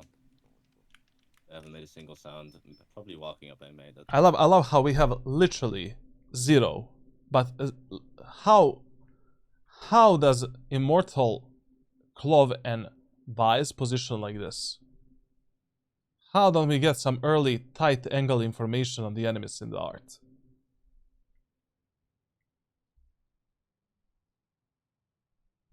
That's my best guess. Oh. They may walk up.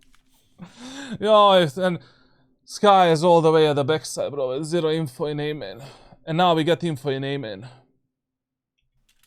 it's just a flash. Chill. Only Come, Vice, come, we clear mid here. Vice. Yo, I'm getting migraine from this VOD review. Whoever says Immortal 1, Immortal 2 is high elo is mentally dented. Nice. Can you peek the top mid and then leave again? When you're holding tight angles, like this, always place your crosser for the wider swing. So you don't need to rely on left and right micro adjustments. All you need to do is catch the enemy's movement here, or focus on left flicks. Nice, fall back. Smoke B. I'm gonna go towards B. Yeah. I'm gonna smoke B. You want me to smoke? You want me to smoke? Yeah. Smoking. Almost. Okay. Left flicks are easier for right hand. No, it's just easier to rely on one type of flicks. Instead of relying on... instead of thinking whether or not you should flick left or right.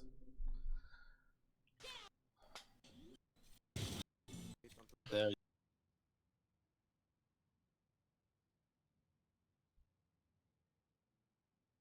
With the dash ability, you just need to know when enough is enough, you know?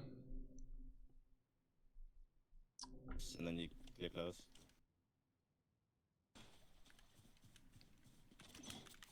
It's just terrified of Spike. Just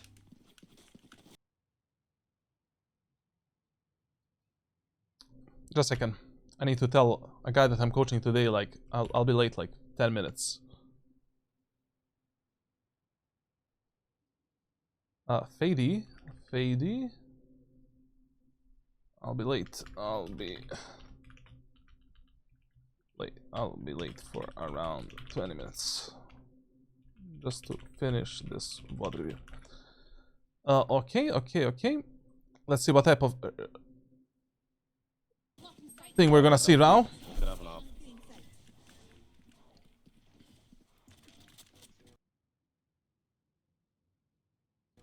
Oh yeah. Op. Oh my god. Oh yeah. Op. This death is a direct result of World Bank Center collapsing.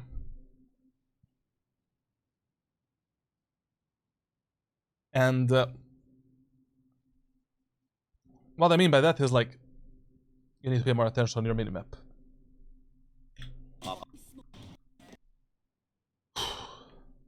Guys, I need to tell you a secret. For the last 1.5 hours, I wanna take such a big shit. Like, I'm gonna bombard my... I'm sweating, literally. For the last 1.5 hours. But I'm so dedicated. No, full on focus. I'm 2 more rounds. Right.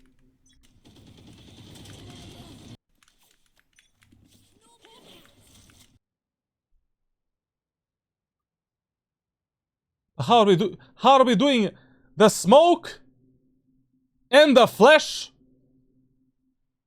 if we're picking the aim in area of the map and fighting like this? No. Silver strategy. Oh. And also I need to ask, so you're going for this type of a play and peek. You need to activate the dash ability. You need to activate the dash ability as soon as you're crossing this line right here.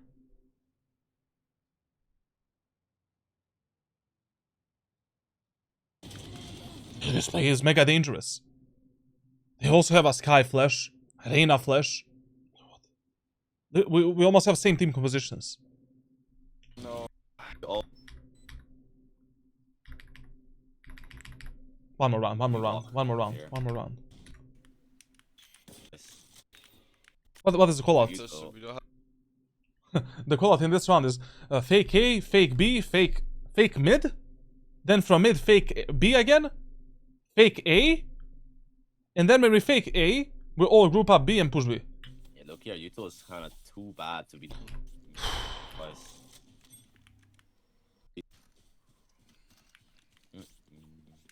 Our util is Alright, what? what's the plan? Can you guys take a main and then we walk here? Me and twice. Yeah. Low key, our util.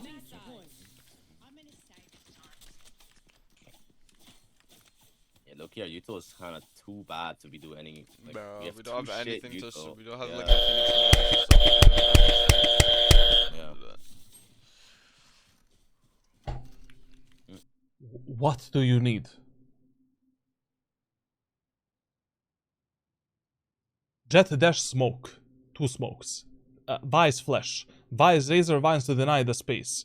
Sky dog, Sky 2 flashes. 2 Reyna flashes. Clove 2 smokes with a medal.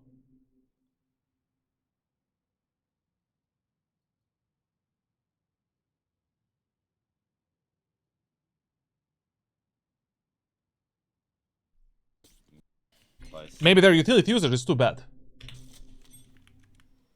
Which is true. Which is true.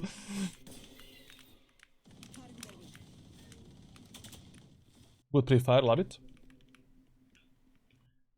When you're behind this smoke, try to limit the amount of time when you're inside of this inside of this position. Most common spam ever. Go left. We're smoked at the moment. Still in sight. Keep fighting for this, Loki. Nice. My ult's not ready. Nice. Here. Just 1 HP, 1 HP, nice. Can you get the spike?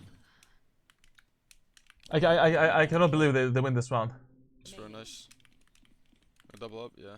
Tucking that corner, I'll bait for you. No, I'll have over. Reloading. Alright, that. Let me ask you something. Let me ask you something. Your clove is here. Enemy chamber is in the spawn.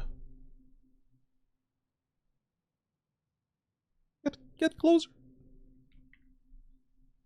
Reloading. Ooh, I think I trolled by pulling out my shorty to auto reload. Drop in a smoke. What if the clove swings now? Good smoke. Okay, she won't. Thanks. Thank you. Well played. Nice. That's it. Reloading. Rectum Remmer versus Serving Girth, brother. That's a London lobby.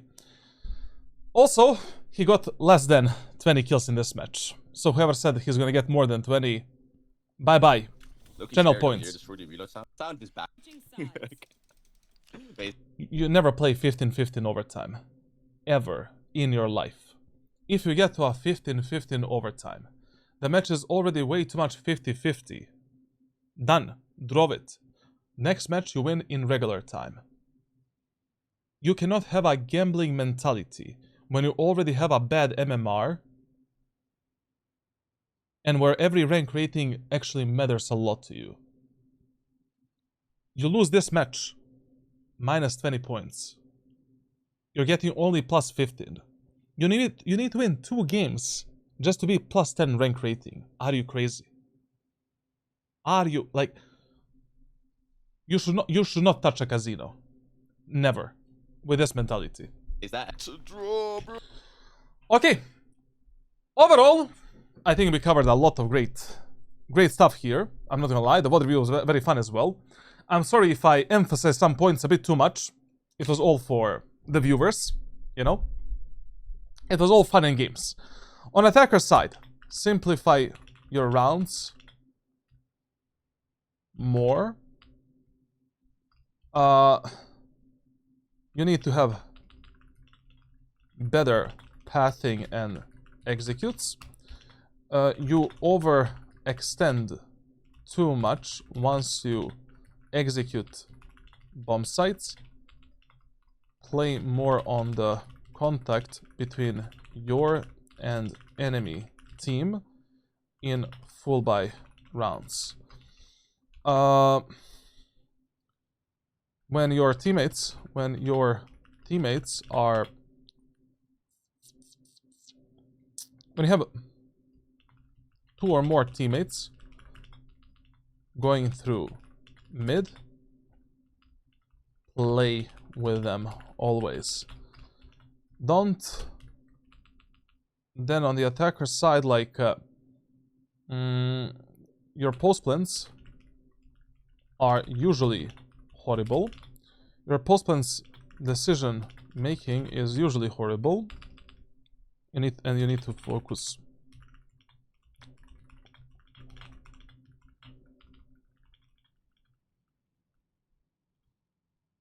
General problems. You need better overall positioning in most of these situations.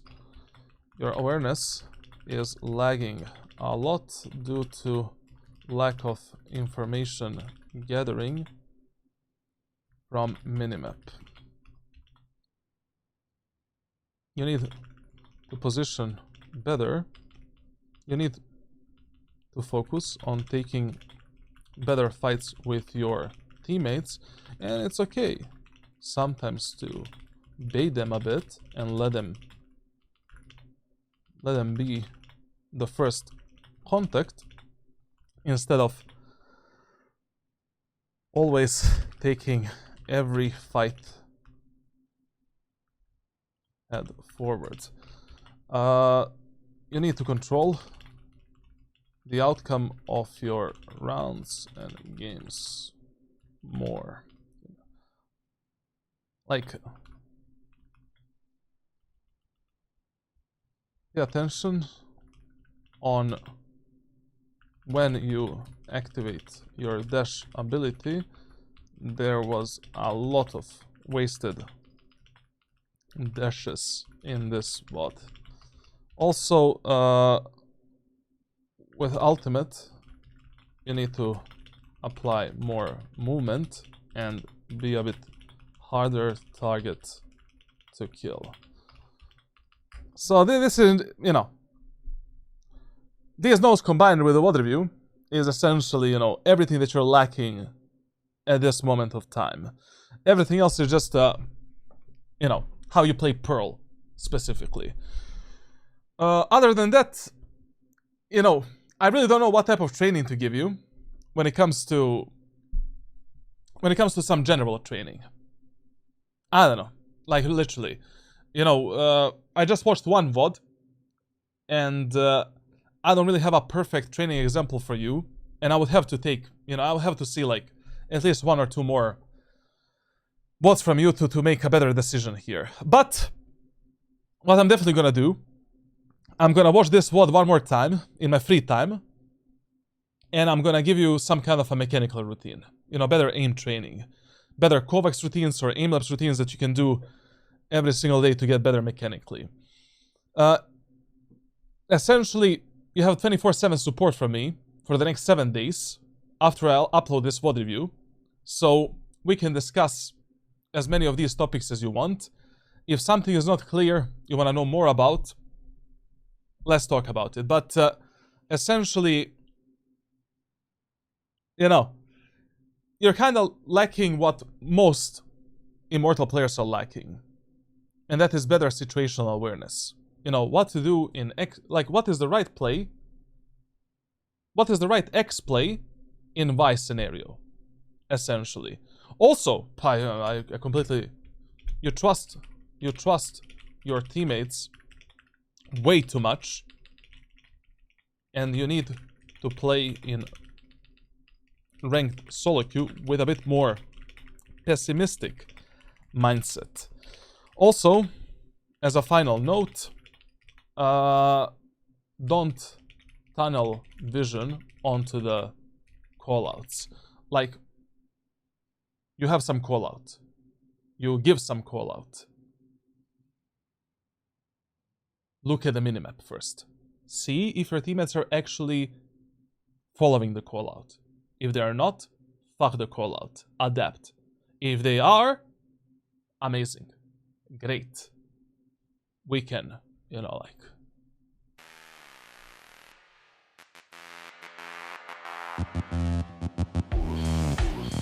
Okay, I'm gonna stop.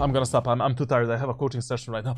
So yeah, for the second YouTube channel, thank you for watching this VOD review, guys. It was a very interesting one. It was 4 hours. Crazy, to be honest. Leave a like, subscribe, leave a comment. Make sure to join this server for coaching. We have a giveaway right now for coaching as well. And I'll see you in the next one. Roll the closer.